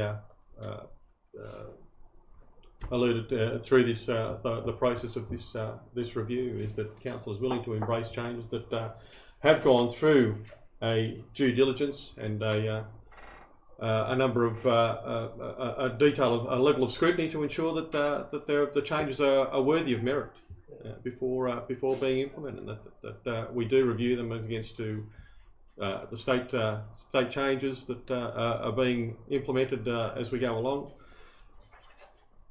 And the one item that crops up again here is rescinding of the council resolution with regard to committees being exempted from keeping minutes. I think that just shows a lack of an understanding of how our committee process works and how those recommendations are recorded through the processing, going all the way through to ordinary meetings and general committee in general. Councillors wish to speak to the motion. Wish to close, Councillor Warrington? No, the motion, those in favour? Those against, motion is carried. Item 6, Transport Strategy Resourcing. That's a report direct to General Committee. Welcome. Oh, wrong. Welcome, Craig. Hang on, I've got to change. And hello, Brian. Good morning. Report from Carl Billingham. Request for extra resourcing for the Transport Strategy. Councillors, questions for Brian or Craig? I'll move it. I'll second. Seconded, Councillor Pardon. Moved, Councillor Wellington. Councillor Wellington, you wish to speak? No, I mean, this is just a formality. There's a significant amount of work obviously being done by our transport team down in infrastructure, and they need further resourcing, particularly to perpetuate the rollout of the Walk and Ride to School program and other behaviour change opportunities, so it makes sense to increase the resourcing. This is just a formality really to support that. Councillor Pardon? Yeah, Mr. Chairman. Yeah, totally support this. We need these resources. Traffic and transport, one of the biggest problems that Noosa Council faces at this time going forward. So unless we resource it properly, we're not going to achieve the results with regards to that traffic movements in this Shire. And I'll reiterate all the time, this particular issue is a burning one. We know that in the community, and thus resources, we just have to resource it. We have a traffic and transport levy. We have the money to do this, and I think going forward there'll be probably more resources, well it will be required to reach our optimum in Noosa Shire with regards to the traffic. We know, we spoke about it many times, what we see at Christmas and Easter, we're going to see every day in this Shire. Everyone wants to come to Noosa, the little green Mecca, and as the growth south of us increases, plus our own growth, albeit slow, another 7,000 or 8,000 people to move into this Shire as well. This problem's only going to exacerbate over time, so you know, I totally support this. Councillor Stockwell. Just a question. So, achieving impact in behaviour change requires both skill and experience. It's not something that someone can just do. Within the thinking of this, are we looking at a behaviour change specialist filling this role? Or are we looking for, to me, yeah, so I'll just leave it there. Are we looking at a behaviour change specialist? Through the chair, we do have people in mind who are out there that would be seeking to, or would be hoping would apply for this position. So there's people that have worked in a similar role to this, Okay. and we'd be anticipating that people with previous skills, knowledge and experience would be applying for this position. So Brian, sorry, Brian. you Yeah, want to answer and through the chair, Yeah. probably add to that there are programs developed. These change management programs. It's the delivery of those programs that we'd be looking at through those staff. I'll support it, and obviously I have extensive experience in behaviour change, but working with farmers rather than people catching buses. And What about farmers catching buses? no, they catch bugs. Either way, both are moving experiences. Oh dear. Sorry. That one's not going to get bookmarked yet. And yeah, the role of behaviour change in achieving the sort of sustainable living outcomes that we're seeking with our environment strategy, with our transport strategy, they can be the most efficient form of investment if you get the right people and the right programs. But then I've also had to review programs of many millions of dollars that have failed to achieve any significant change in behaviour because they were delivered with the wrong programs and the wrong people. So that's why I asked the question. I think it is important. I think we can make big gains, and as council, we can just approve the budget and rely on our staff and hopefully get the right quality and experienced people to apply for it. Thank you. Councillor Joe. Look, I fully support this position. Working closely with the schools and all the rest of it and having a consistent person, a consistent face there will be an important part in developing that relationship between the schools and dealing with the issues around schools and transport management around schools at those particular points of time in the mornings and the afternoons when it challenges the rest of our transport network. So that whilst we do that now, it just having a dedicated staff member to facilitate that will only enhance that running out of the programs that have already been developed to help facilitate that. The other behaviour change issues, as the staff have alluded to, will be dealt with hopefully by the person we do, and knowing in part with past experience how these sort of programs work in being implemented and the success they've had in the past, I can only hope that with the right person that we'll continue to alleviate some of our transport issues in and around those areas. Thank you. Any other councillors to speak? Councillor Wellington, you suppose? Given that the issue's been raised about behaviour change, let's not pretend that behaviour change is a simple matter. We have already engaged a behaviour change specialist consultants in the process of developing the current actions around Go Noosa, and so obviously, you know, it's not something that we're afraid to engage in people with greater skills in this area than our own. However, if you note, the increase in bus usage as a result of the Go Noosa trials was 47% over Christmas and Easter, 47% more people using buses. However, once the Go Noosa trials were over, it resulted in zero impact in increased bus uses outside of those trials, outside of those peak times. So creating behaviour change is tricky. As we've always said, everyone wants better public transport to free up the road so they can drive their cars. And trying to get people to change, decades-long behaviours is never going to be easy, and let's not pretend that we're suddenly going to be able to get everyone onto an e-bike and a bus. Nevertheless, what we do want to do is target young people particularly. It's better for the road congestion, it's better for their health, etc., if they take more active transport to school. And so this is a terrific initiative that's already paying benefits in the 3 schools that have been targeted thus far, and the efforts required will be enhanced by having a dedicated officer focused on this area. I also want to point out in relation to public transport that there will, I believe, be another report to Council, hopefully at the next round of meetings, that will explain at long last to people what Council's role is with regard to public transport, because that is clearly not understood properly. There's a lot of assumptions out there that Council controls public transport. We've now had legal advice in that regard as to how far we can and can't go, and that information will be available to the public shortly. Thank you. Thank you, Mr. Mayor. Put the motion. Those in favour? Against? Motion's carried. Thank you. Thank you, Brian. Item 7. Orealla Crescent Bridge, expressions of interest. Report direct to committee. Welcome, Mark. Morning. Councillors, any questions for Mark? Joe? Yeah, Mark, what are the challenges with this bridge that mean we want to go out to expression of interest as opposed to having bridge companies already able to tender for the work required?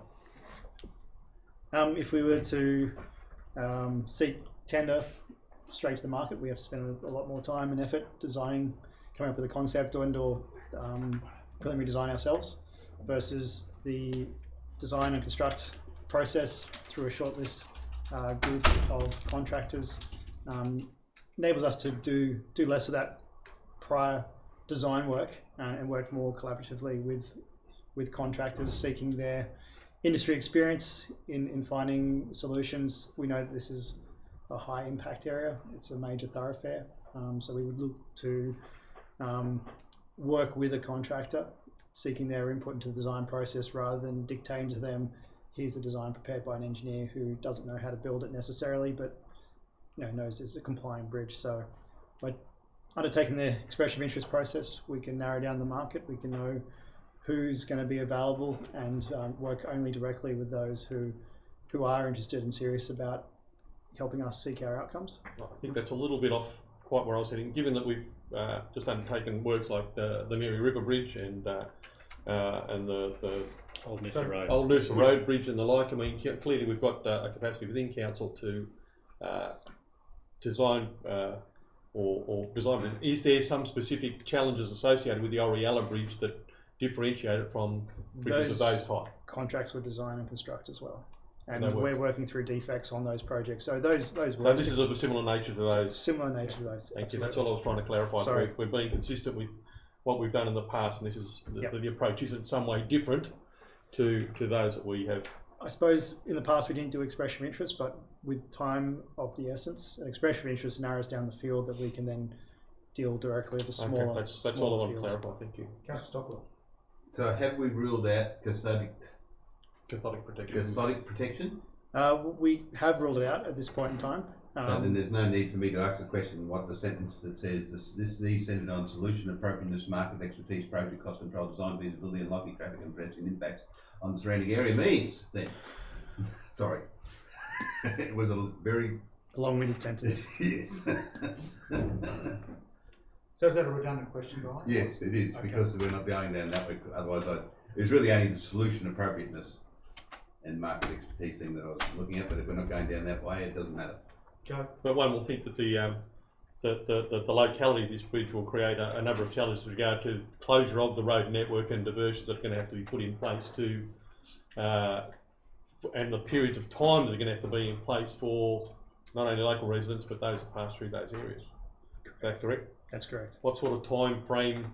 I'll say until we get an expression of interest, I guess it's not. But what sort of time frame do we think that this may be impacting on local residents? What's the benefit of going through an expression of interest that we can put that in there as a requirement to provide an opinion of what the impact may be? So it's, I think, premature for me to try and guess a time frame. Yeah. I would suggest, off the record, somewhere 10 weeks potentially.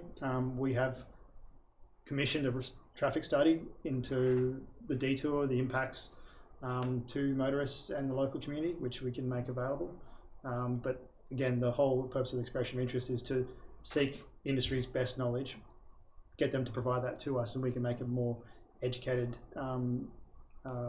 planning and present that to the council and the community and start that consultation process as soon as possible, rather than waiting for a potential long tender period and we get a response that, again, we really aren't happy with at that time. I'm assuming an element of that could be prefab components that could be brought to site so that the downtime of removal and replacement could be minimised. We will be completely pushing for prefabrication to minimise on-site construction, noise, dust, etc. Move it. Move it, Councillor Parkin. Second, Councillor Terrace.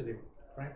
Yeah, only that councillors, we need to move with haste because we have grant funding tied up with timing issues here, and I think this is a good way to go through expressions of interest.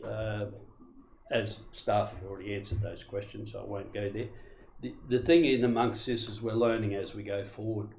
We learned various problems, Unity Water out at Cooroy, we know, and we've actually taken a submission, I think, to the Local Government Association, or we're going to, with regards to the new business model of Telstra, Unity Water, Energex. Probably not so much Unity Water. I think we have a certain rapport with Unity Water. We might have opportunities on this bridge to actually, you know, work with them because they're looking at, you know, upgrades themselves.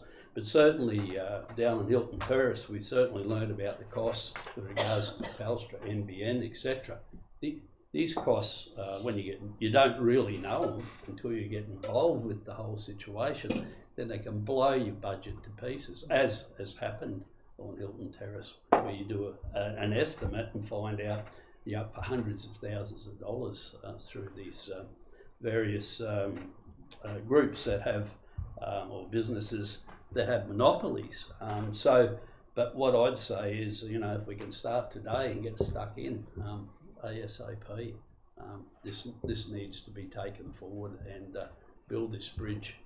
There's a lot of discussion about whether we should upgrade the old bridge, but we got beyond that. And once the federal government, and I'd like to thank the federal government for those grants as well. I think without them, we'd be looking at maybe a different proposition altogether. So I thank staff too for their work. So we need to get on with it. Thank you. Any other councillors speak to the motion? I've got another question. Joe, I mean, we have raised the issue of Telstra and other third-party services have been raised in other construction projects, and I'm aware that they are involved in this project. How are we going to manage or ameliorate the impact of third-party entities that have services running along that bridge with the removal and reconstruction of the bridge? So we've already engaged all the relevant stakeholders. As Councillor Pardon suggested, Unity Water's actually going to provide the services for free because they were looking to upgrade their facilities in any case. So that's a one-time offer for this financial year. Excellent. We've worked with Telstra, who initially came with a big number. with a big number. With a lot of cable being pulled back. We've done some work with their representative and come up with a temporary solution that is a fraction of the original cost. So we've actually engaged them. We've got verbal agreements in place that have taken infrastructure costs from multi-million down to less than $500,000 at this stage. So we're engaging early, planning early, and we've got the buy-in. So it'd be fair to say the lessons learnt from past projects have been able to be implemented on this project, and we'll see us implementing newer methodologies of dealing with these entities going forward to get better results. There's been a lot of lessons learned, and we're trying to actively roll them into every project at this point in time. And I think a key part of that is planning, getting ahead. And to date, we've been design and delivery in 1 year, and now we're starting to plan, which allows us to engage early with the service providers. The only concern that raises for me is from a time frame perspective. Whilst they're willing and understanding, how do we ensure that their time frame meets our time frame? We haven't got there quite yet, have we? We haven't got there quite yet, but we've. So there is still a potential that they could hold up the timing of the. I doubt they would hold up. It's working collaboratively and rather than operating at arm's length, making them part of our project plan, which we've to date provided them updates on our timeline, and we're actively engaging them on a weekly, if not monthly basis, so they're aware of where we're at and how they need to interact. So having them at the table at the earliest stage and along the way is a way of trying to eliminate any unnecessary delays. Yep. Excellent. And if required, we can raise it up to higher levels and try and influence at higher levels. Sweet. Thank you. Tony. Yeah, this has been a tricky job for staff, and particularly in terms of budgeting, because the cost really did escalate markedly over time as more and more was discovered. So that the original grant of just under $1 million has been more than doubled, thankfully, by the federal government. And in that regard, I would like to acknowledge the efforts of Member for Wide Bay, Lou O'Brien, who's been extremely supportive of this project, and I'd also like to thank Member for Noosa, Sandy Bolton, for providing a letter of support as well. Thank you. Any other councillors wish to speak? Councillor Parton wish to close? No, it's been said. Okay, put the motion. Those in favour? Against, motion's carried. Councillors, I'd like to call a 5-minute joint refreshment break. Oh, so. Thank you, Mark. Thank you, Craig. Thank you, gentlemen.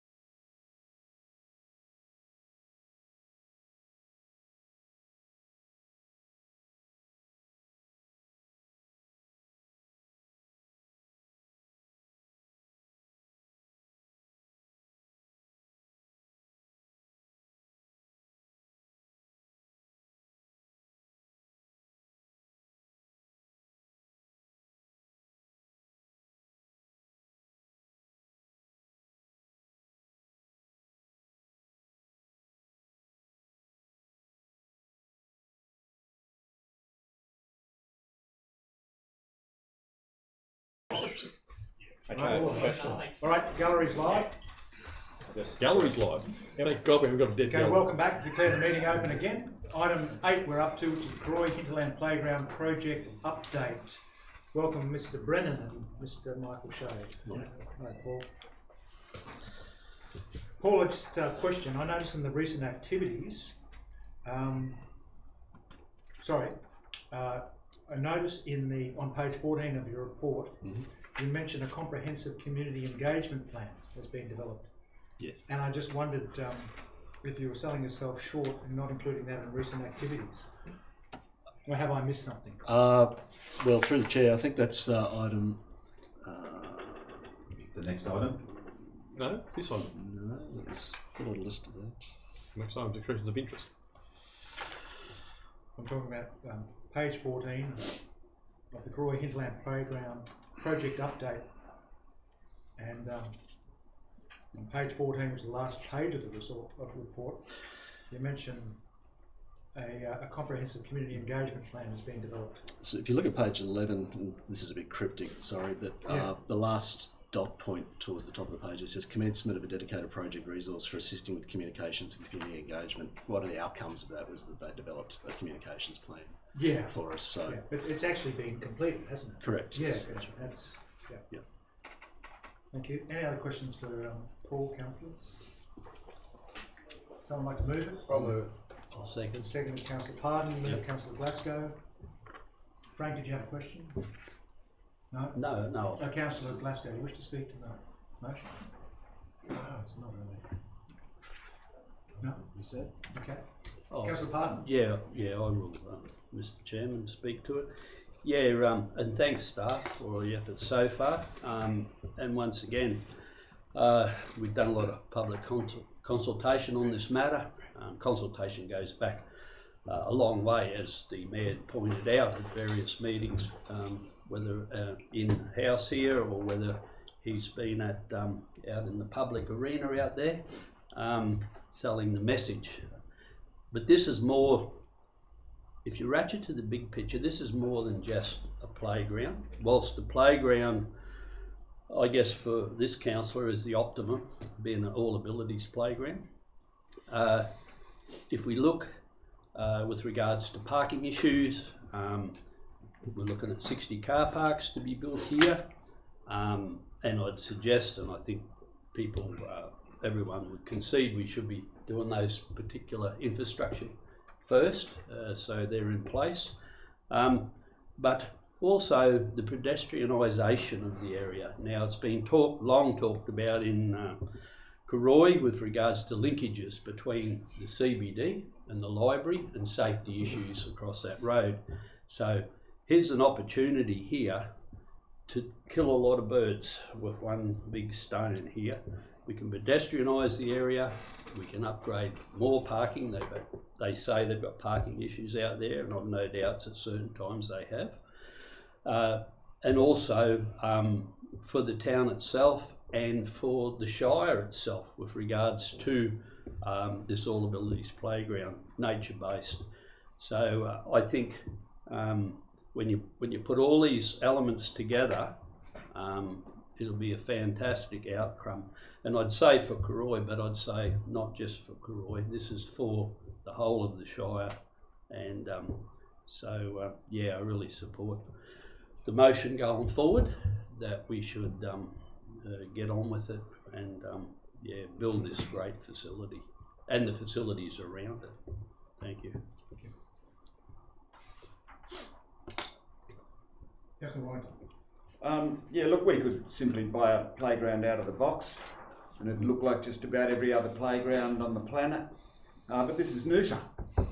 And here in Noosa, we like to do things exceptionally well. And that's the intention with this playground, is to have an exceptional playground. And it's not just a playground, of course. It goes well beyond that because it also includes new car parking, new public facilities, etc., etc. But we do want, this is a placemaking opportunity for Noosa and for Cooroy. And I just take everyone back to the flack we received when we budgeted to do the boardwalk between Little Cove and National Park. And everyone said, you know, why are you spending all this money on a boardwalk? And then when they saw it, they said, oh, now we understand. And that boardwalk is actually part of the attraction of Noosa now. Images of it are going around the world. And councillors, I was at the Master Builders Awards on Saturday night, and Hutchinson's contractors, the construction, who built the boardwalk, won 2 awards there for that boardwalk.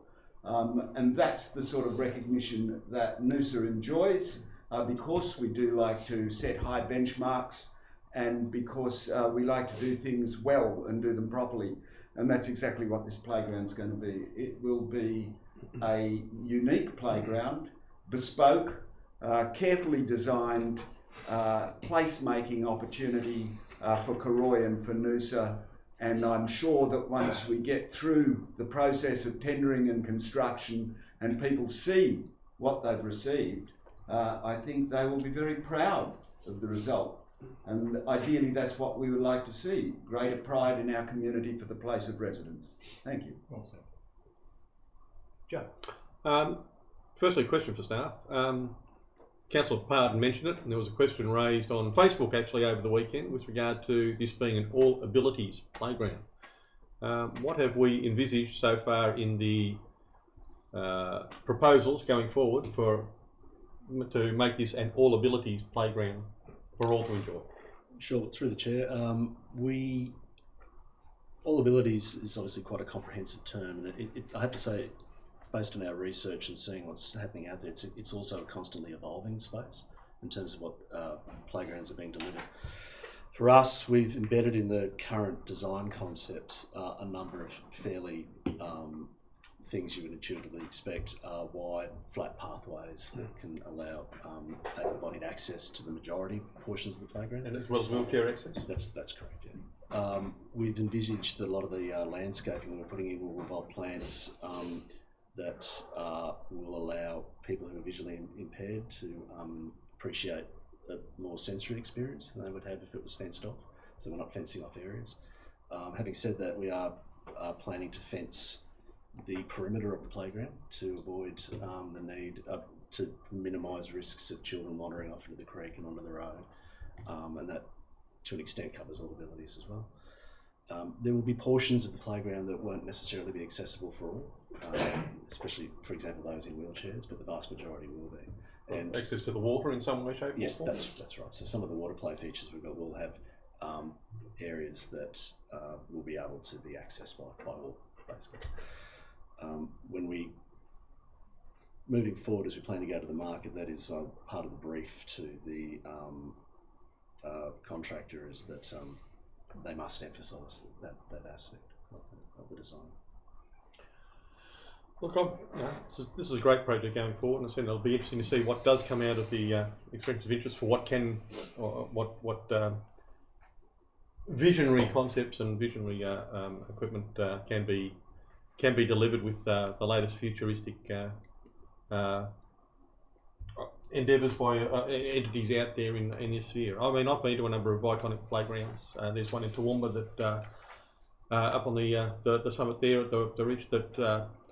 Whilst there's a whole raft of activities around there, one of the things that draws people to it and their children to it is the playground. There's another one at the Arboretum in Canberra. There's Kings Park in WA. I mean, these things are magnificent. They and not only draw people, but are a delight to kids, and kids for years to come remember their experiences at playgrounds such as this. This isn't, as Councillor Wellington alluded to, just some playground equipment being plonked somewhere for kids to do. This is going to be a sensory experience, a water experience, a raft of experiences as conceptually there. So I think this will be an iconic, as was intended, an iconic feature of the Noosa region for years to come, and will be something that I think the community will be proud of once they get to see the overall design and conceptual arrangements that we're proposing.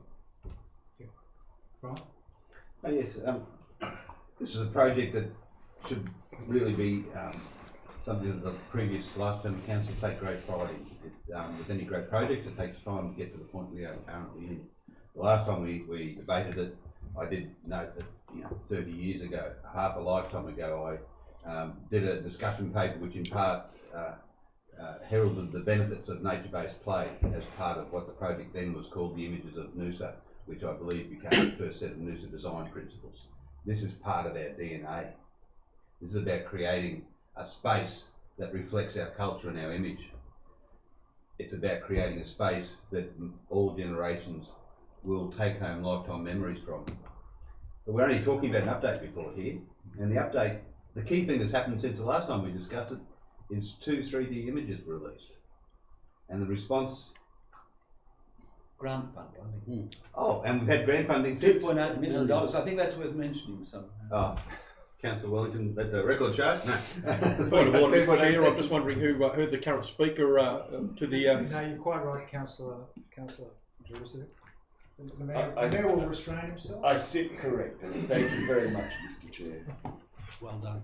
And the response to just those 2 small 3D images, all of a sudden, what people were having a hard time conceiving of as a worthwhile investment, all of a sudden, even commentary on the ABC radio this morning, talking in superlatives about just those concept plans. So it is something that we do want superlatives used, just like the boardwalk, and it is setting in place a piece of infrastructure that not only provides a service and a benefit, but also says something to the world about who we are. Yes. All of that. And all of that. There is certainly a lot of enthusiasm out in the community for this project, and as the staff have explained, there will be more community engagement regarding this project, where concept designs, more fully formed concept designs, will go out for feedback at pop-ups in Cooroy. I understand the Cooroy Library, the Cooroy Hall are 2 areas where that will take place. The reason why it has been taken some time is because it's not the sort of consultation where you can just go out and say, tell us what you want.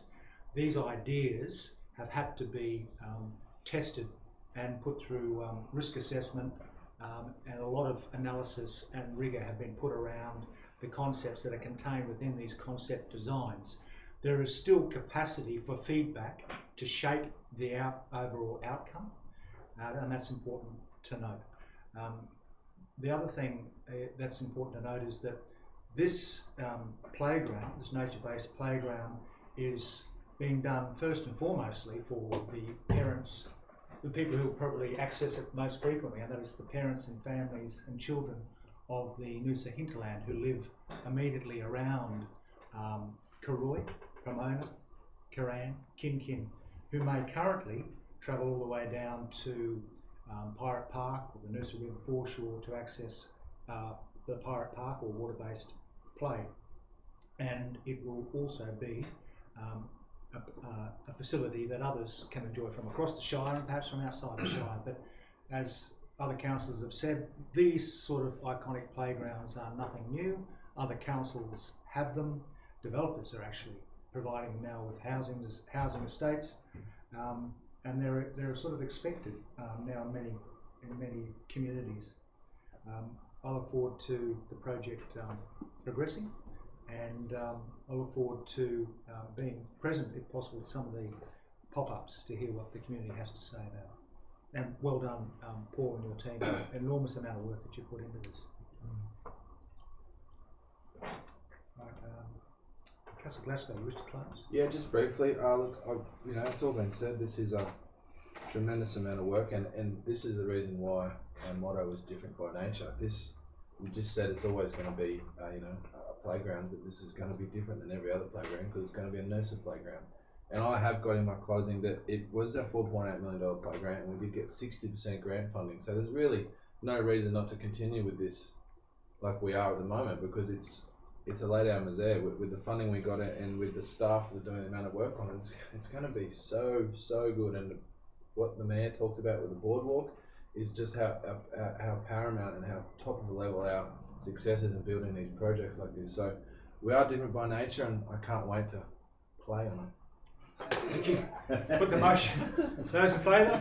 Against? You suggest you're the only one young enough to play it? The next No, one. that's the first shot. We're all on top of the climbing structure. That's it. Next item, And they black Cooroy out. Hinterland Playground expressions of interest about getting on with the work. And again, this is Paul's report. Any questions for the staff, councillors, regarding the...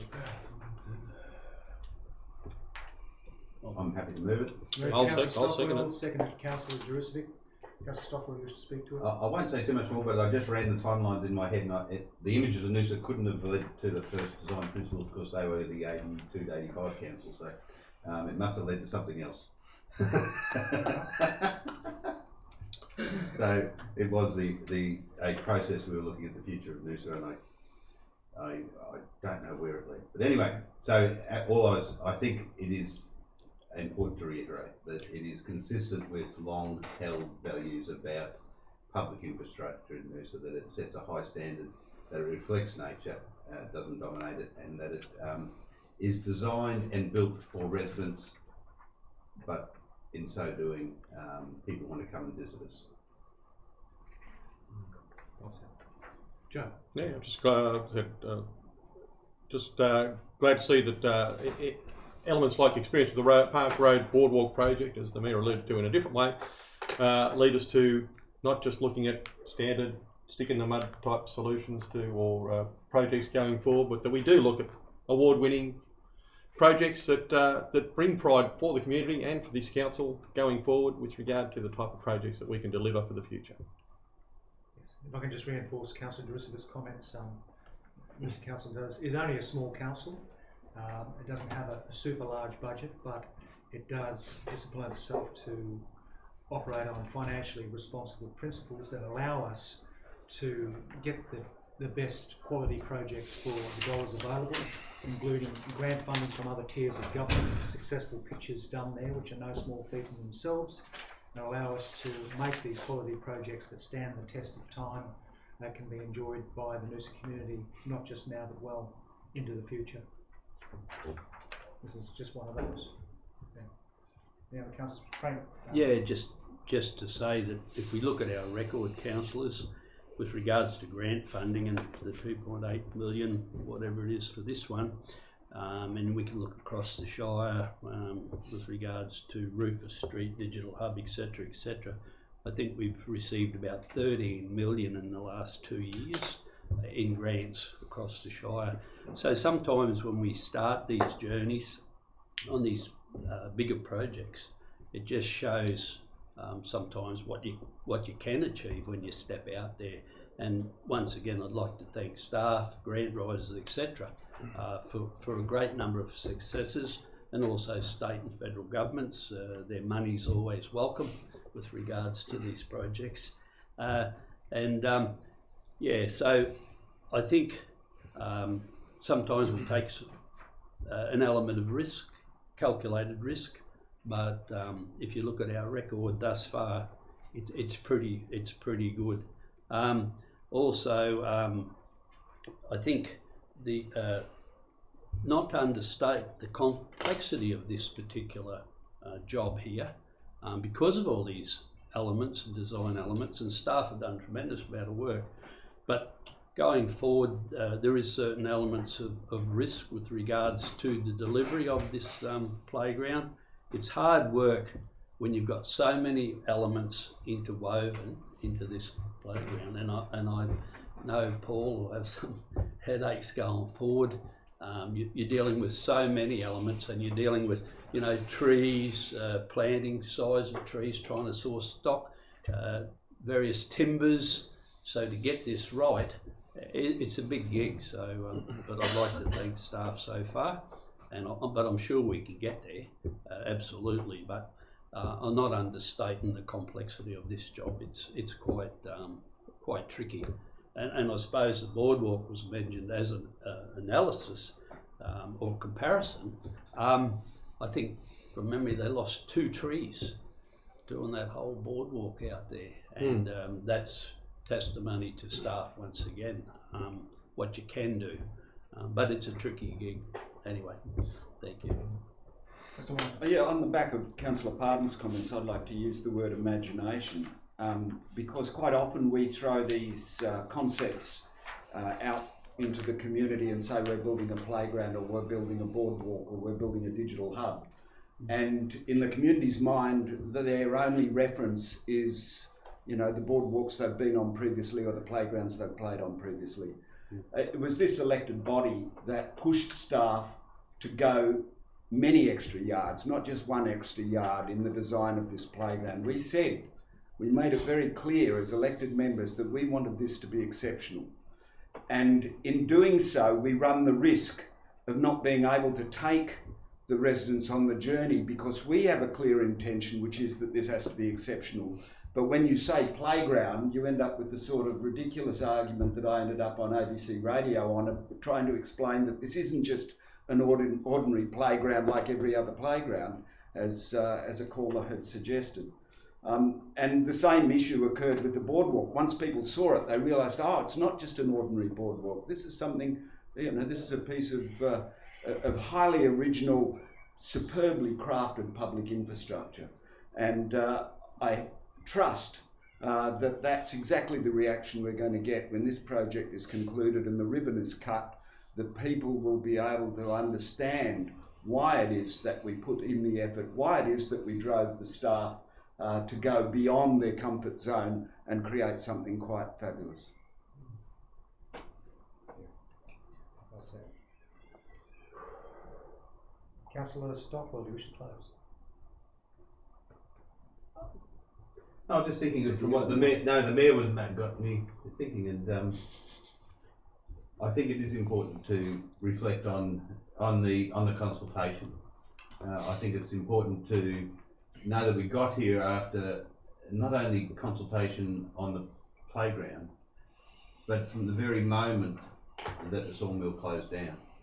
There's been extensive involvement over many years leading to this point, which is probably, you know, will be the pinnacle of the community aspect of that former sawmill site. I think it's important that, and why I was thinking is that the structure and the pinnacle I got to, and I remember that Cooroy stands for mountain possum, and I thought, well, maybe we can build that in. Then I thought, no, maybe that climbing structure could have an artistic semblance of Mount Cooroy with its quite steep, straight faces, and that we actually reflect the landscape in it. And I was trying to think up what would be another word for it other than playground, and I didn't get there before you finished. So I think it is, it is I'll adventure. filibuster longer next time. It is about creating adventures for the very young through the very old, and it's creating adventure within an urban space so that people with all abilities can experience it in the ways they best are suited to. The motion, those in favour? Against? Motion's carried. Thank you, Mr. Brown. Thanks, guys. Next up we have item 10, which is a development application for building works detached house seaward of the coastal building line at 54 Seaview Terrace, Sunshine Beach. Welcome back, Kim. Hello, Kerry. Just a question, we had a similar application to this appear before us as an MCU, I believe. That's right. And now it's before us again as a development permit for building work. Can you just explain what's going on there, please? What's the difference? Okay. There is no difference in terms of the house. It's the same house that was originally applied for as a material change of use application. But what has happened is, since council decided the material change of use application, the applicant appealed the decision, lodged an appeal, and shortly thereafter wrote to council saying, we believe this is not a material change of use because there's an existing house on the site and we're simply putting another house. So there's no change of use occurring. So officers, along with council's solicitor, reviewed that matter, and we found that there wasn't a material change of use occurring. It's going from a house to a house, and also the new house, while it was a little bit larger than the existing house, wasn't materially changing in scale, in intensity. So what's occurred is the wrong type of application was lodged with council. Instead of material change of use, it should have been a building works application. So the applicant has now lodged a building works application, but it is essentially for the same house. Same proposal, same plans, nothing's changed from what we saw last time. So it's been refused on exactly the same grounds. That's right. Even though The the grounds, process of application is yeah, the grounds are slightly modified because it's assessed against the Building Works Code rather than the Detached House Code, but there's the same provisions in both codes, so it's the same grounds really for refusal. Yep. Joe? Has there been any additional cost incurred by the applicant with regard to what they originally lodged, with regard to what they've lodged now? I mean, who's, given that there wasn't a material change of use, should that have been picked up at the time? I can't answer whether, costs for the applicant, that's really for them to comment. The applicant lodged the application, they lodged the material change of use. So it was their application. So we assess it based on what they present, not... There was no pre-lodgement. I do suggest, though, that's something we could have picked up in terms of That's looking and comparing. But we just continued to assess what they had lodged. I guess what I was... Both the applicant and the council probably should have picked it up. Yeah, I guess what I'm alluding to as a result of that, I mean, an MCU is quite a lengthy, or can be quite a costly process. A building application is a different process. Have they, in lodging two, have they had to make two payments to council for two separate applications? it is the same process under the planning legislation in terms of material change of use or building works application, or just for different development permits. Yes, they have paid twice. They paid the fee for the material change of use, and now they've paid the fee for the building works application. Okay. Right. I'll move it. Move Councillor Wellington. Second Councillor Pardon. Councillor Wellington. Look, I think we've had this debate previously, and we'll be saying the same things this round, and we'll probably say them again on Thursday. But fundamentally, from my point of view, we cannot falter at these early tests of our resolve to deal with the potential impacts of climate change. This isn't about sea level rise. This is about increased risks from increasingly intense weather events. And it is clear from the Bureau of Meteorology, looking at their statistics and graphs, they clearly show extreme weather events like heat waves, etc., are increasing in frequency and intensity.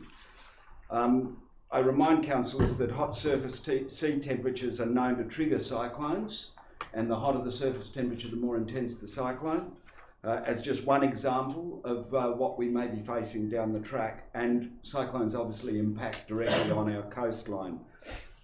Look, we haven't recently spent over $500,000 on a coastal hazard adaptation plan, including careful modelling, which has been, if you like, peer-reviewed by the state government to then go and throw it all away at this stage. And if we did ignore that $500,000 worth of work, we would not only be remiss, but we would be setting a very dangerous precedent in trying to back up that modelling into the future and to support the efforts of our expert staff. We therefore have a duty to take this modelling into consideration. There are a number of issues with this development proposal in terms of the original state's coastal hazard line, as well as our more current coastal hazard mapping. And we've been advised by the LGAQ, we've been advised by King & Company that we do have a legal duty to take into account the most recent, the most current information we can when considering storm surge and climate change impacts. So if we were to not refuse, if we were to accept this application, arguably we would have failed, and not just in our legal duty, but also in our moral duty. We would have failed our community. Such decisions as this are never going to be easy, and I don't think they're going to get easier over the coming years. I accept that, unfortunately, some property owners are going to be affected by the modelling that we are carrying out, which is the best practice at the moment, and that is indeed a shame. But I do point out that we have known about climate change since the 1980s, that it is very difficult, well nigh impossible, for properties to receive insurance against storm surge tide because the insurers are aware of future issues with regard to storm surge and climate change, etc. So it's not like there weren't plenty of warning signs. It is unfortunate. I accept that some of the property owners probably are deniers of the impact of climate change, but we can't afford to do that because the weight of expert opinion is so clear, and we do have both a legal and a moral duty to take that information on board. And the councillors wish to speak to the motion? Councillor Stockwell? Yeah, only briefly that we have prosecuted this argument before. Nothing has changed since the last time we prosecuted. The Mayor has clearly outlined our responsibilities in regard to it. It is one, he mentioned that we've known about climate change since the 80s, yet the science has been around. I was told, I found out the other day, 1938, the greenhouse gas was first put into the scientific literature, and we're talking about the coastal building line. The coastal building line was something that was recommended in the 1970s. The fact that this site is at risk from coastal erosion is not new. What is new, that's changed since the house was built there, is the state planning policy around what council should and shouldn't do in the coastal area. And what we no longer do is compare the setback to what the neighbouring properties. What we do is a much more intelligent mechanism for reducing future liabilities to both landholders, life and limb, and the council, is by taking every opportunity to try and gain appropriate setbacks to buildings that are under threat of coastal erosion. Any other councillors wish to speak to the motion? Close, Councillor Long. No. Put the motion, those in favour. Against, motion's carried. Thank you.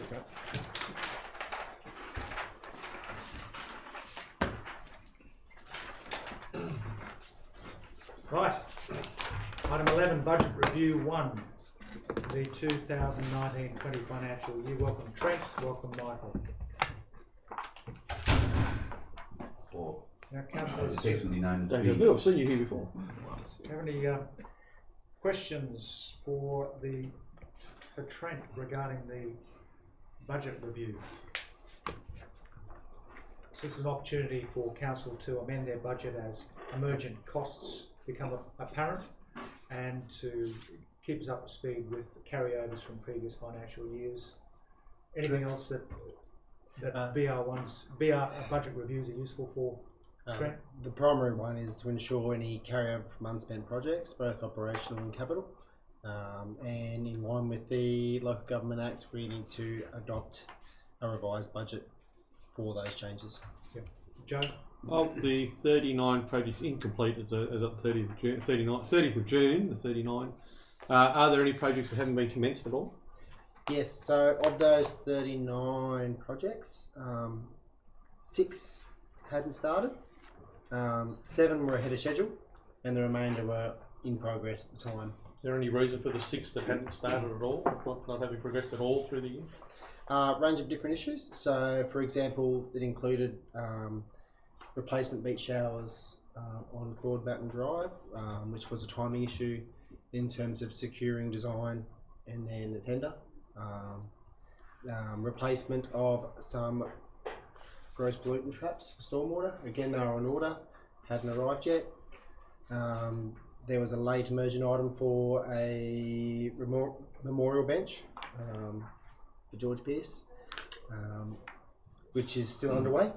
And the other one, know where that's at to talk about it next week. Yep. Was in relation to the Prison Beach Surf Lifesaving Club roof replacement, which will progress in the coming months. So all of those projects should commence shortly? Correct. And some of those they were budgeted under last year's budgets, and they're just carried forward this year. So the money's there. Correct. Yep. Thank you.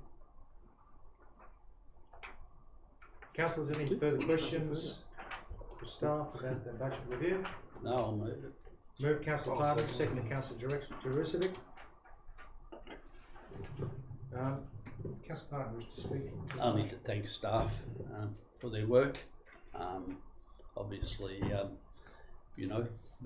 trying to square the books at the end of the year, it's a big job. And as was mentioned, really, if you look at the targets and the size of the workload that was undertaken, massive, and I look forward to the CEO's report, sort of, with regards to the year in review, I guess. It'll be amazing the amount of work that staff have covered. As I've always said, it's all right for us. We get reports, tick off here, go get them, go do. But it's been massive. But yeah, just like to thank the staff going forward. Good job. A question on page 53 in the budget statements, under current liabilities, borrowings, there's quite a significant drop from 2019. The borrowings dropped from 3.6 million down to 2.5 million. That's got something to do with paying off the $10 million debt. Correct, councillors. So the 2.5 is as at what we forecast as at 30th of June 2020 will be the mix of what is our current debt and i.e. what we were planning to pay off in the next 12 months versus our non-current, which is due over the next 5, 10, 20 years. So at the end of this year, next year we'll be planning to pay off 2.5 mil in debt. Now the reason for the large drop is that last financial year at 30th of June we did a lump sum $10 million early loan payment. So as a result, our annual payments are much lower. About $1.1 million lower. Correct. That's principal and interest. Correct. So our annual payments for loan repayments don't change. It's that mix of principal and interest, where because we owe less money, we're paying it off quicker. So taken in isolation, that's the equivalent of 2% rates. 2%, 2.4% rates. Roughly, yes. Yeah. Thank you. Savings. Yeah. Thank you. Any Joe? Yeah, look, I think it's an outstanding result again for council. Only 6 projects out of 124 that hadn't been commenced, but that will be undertaken. Be underway shortly. Meeting our asset sustainability ratio greater than 90%, all being achieved. And I'd like to join Councillor Parton in thanking staff for their efforts and their ongoing commitment to delivering for our community with great projects going forward. Councillor Parton, wish to close? Only in the fact that if you look at the size, I guess, of our team, I firmly believe in numbers. We punch above our weight here. We are lean and tough, but the lean and tough leads to the prudence of the council and gives us opportunity to actually pay off that $10 million by being lean and tough, but it's also a tribute to the staff across the board. In numbers, I believe we punch above our weight if you look at the big picture, comparing to some of the other local governments and resources that they have. Having said that, going forward, we, as has already happened this morning, we put on another resource for our traffic and transport, and it's tough out there, especially on the engineering side, to get staff, keep staff, to actually do all these projects. And once again, here we go again, going forward with a $30-odd million capital works. That's one example, and there's other examples in IT and some of the stuff that's rolling out here. It's massive for a small council, but we continue to tick the boxes and we continue to get the job done, and it's great credit to the staff. Thank you, Councillor. I'll put the motion. Those in favour? Against? The motion is carried. We move on to item 12, which is the financial performance report from Trent as well. Councillors, questions for staff? Motley, this is for July. Yeah. Good, I think. Early into the year, I mean, things are. It's often difficult to know how things are tracking completely. So start and finish. So things are generally on track. Move Councillor Glasgow. Second. Second to Councillor Parton.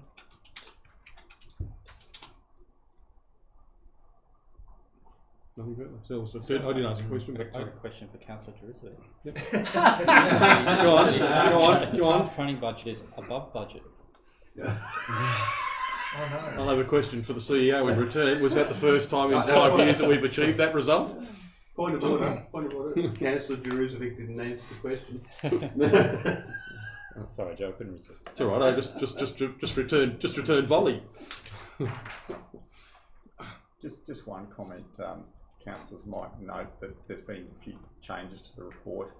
We're always looking to make sure we're trying to provide information that's useful for councillors and the community in terms of our financial performance and our sustainability. There's legislative changes that may be proposed in the next 12 to 2 years from the department regarding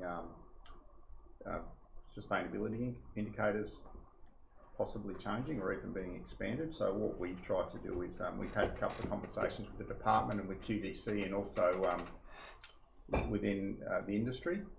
So we've actually, you'll note there on page 63 of the agenda, we're now including a few more different ratios just to help provide some more context around the numbers and provide some high level indicators of how we're performing, which aligns with our policy as well, our financial sustainability policy, which we've adopted. So that we're looking to continually improve our reporting, and that's just so happy to take feedback if councillors want to maybe consume that for the next meeting and have a think about what whether that's providing value or we need to include other things or modify things. So there's probably two parts to Michael's question. One is what sort of information, what ratios we're covering. The second is how we're displaying them.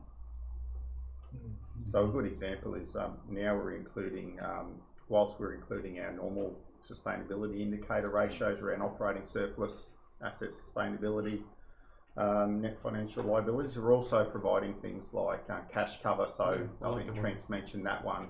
Do we have enough cash in the next few months to keep operating? If we don't, we're in trouble. Looking at our rate arrears, obviously the more money you have wrapped up in rate receivables, the less cash you have in the bank to operate. So just providing those type of indicators. So for example, on the cash expense cover, the target is greater than 3 months. You've got written down there, the result is 9 months.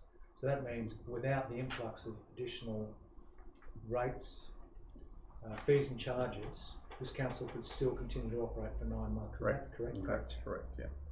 That's and obviously you'll see as we work through each 6 month cycle, those ratios will change because we receive our cash up front. We're quite lucky being a business that you get paid in advance to perform your services. So over the next 4 or 5 months going into our next rate run in January, you'll see that cash cover figure will drop as we spend more. So given that it would be such an unusual situation where council would no longer continue to receive rates, fees or charges, do you think that's a useful indicator? Oh look, I think you'll probably get more value through that indicator over the next, as I said, moving more towards the end of a rating cycle. So November, December, you might then say, okay, well, how is our cash cover sitting against the benchmark? Are we above or below? And if we're above by too much, you might ask, well, why have we got so much cash? Should we be looking at possibly some more debt repayments? Or if we're a bit under, you say, look, 3 months, guys, we're a bit cutting a bit close here. What's going on? So, for example, the 10 million we paid off, you've got 9 months now is what the council can continue to cover its expenses for without any additional income coming in. If we still had that additional 10 million in the bank, how would that affect that figure? You'll find would be higher. By about 10 million. 3 months? Oh, potentially, but we'd have to calculate that. So. 9 months? It's hard for Mike to give a guess on that. It's not. Well, it'll be significant. We've reduced our free cash from 20 to 10, so would a doubling of that be appropriate? Councillor, if you look at the peak, I was going to say, just over you 12 to 13 months, as it was at the back end of the last rate cycle, in our annual expenditure budget of $40 to $50 million in employee costs and materials and services. Annually, we're talking a couple of months worth. It's probably no more than 2 months worth. The reason why this one's important, and I'm aware of councils out west where, you know, it's 1 month, and there was one council at the time of amalgamations back in 2008 that was 0. They couldn't do their payroll, run their creditors, so cash is king still, so you've got to make sure you've got enough money in there to do what you need to do, and you always follow that trail. Joe? Look, I want to thank the staff for adding this in. I think it's particularly pertinent, given that we've just made that $10 million early loan repayment. I'll try and phrase it in the form of a question rather than a comment. I'm assuming that what this will do for the future is that enable us to look at our cash availability for another opportunity to do this in the future, and when it would be pertinent to turn around and make the opportunity for another early loan repayment would be feasible. Thank you. And like I said, well, you'll see, as we said, that the cash has come out of basically the account to pay the debt off, and so that July you can see that July bar there, sort of around the 9 months. We'll see that trending downwards below the six month max that we're sort of suggesting. Is how much, you know, realistically you're not really being efficient if you got above that. So we'll see that trending down, which is where QTC said we probably need to sit between that 3 and 6 months, and that's where we want to obviously. And Joe, as you said, do we get additional opportunities? Do we find other revenue streams that come through the year that then give us some extra cash that we could maybe then reduce debt further, whilst not compromising our short-term cash needs? I think it's brilliant to look at. Can you come do it for my finances at home? Because I want to know what I can spend. Just a question, Mr. Chair. How much now? We knocked off the 10 million because it was 6.2%. So the question: how much debt have we still got out there at that high rate? Can you tell me that? What is it? Sorry? At the 6.3% was the old debt, fixed, and I believe approximately 12 or 13 million dollars. I'd have to take it on notice, but we had over 20 million dollars worth at the time we did the assessment for the 10 million dollars. And then obviously once we took the 10 million off, left us with about 10 to 12, depending on the next. For example, the next payment is due to QTC next month. So once we do another payment, it may be down just over the $10 million mark. Question to follow on from there: what's our next worst loan interest rate after the 6%? What do we drop down to once if and when we clear that debt? I've seen this, I just can't remember. Four maximum. So significant change from that 6%. So getting rid of that would be a huge one. Question on the investment return indicator. We've got here it's prudent to keep a margin of 0.25%. We're actually doing 2.1%. Is that because something to do with the arrangement local governments have with QTC? Through the chair. It's a combination of so as you're aware, the market is steadily declining with interest rates. When we have the cash coming from the rates biannually, we reinvest that. So at the time that we reinvested last in January, interest rates were quite good. Some institutions gave us quite a good return, up to 2.8%. At the moment, most commercial banks are offering under 2%. But saying that, as you mentioned, QTC, we have the opportunity to invest with QTC under our surplus cash investment policy as well. QTC currently offering a much more competitive rate than what commercial banks are at present. So what you'll see over the next month or two is as that cash comes in from the rates, we're currently dropping that into QTC because we're getting a return that's higher. So as long as QTC are offering a higher rate because they may need the cash for reinvestment purposes more than a commercial bank, then we obviously benefit from getting a better return by doing that. Been undersold itself a bit. Is also smart enough when the rates were up back in January to lock in for a longer term. So as rates come down, we're still getting that higher rate. It's the only reason that staff training being 4K above year-to-date budget, so to say the CEO could turn around and poke fun at me, or Purely a timing issue, which is the same answer we gave you. Nice to see you, Mr. CEO. Nice to see that we're actually getting there. We're ahead of the curve. I was going to move an amendment and the CEO be required to explain the average expenditure.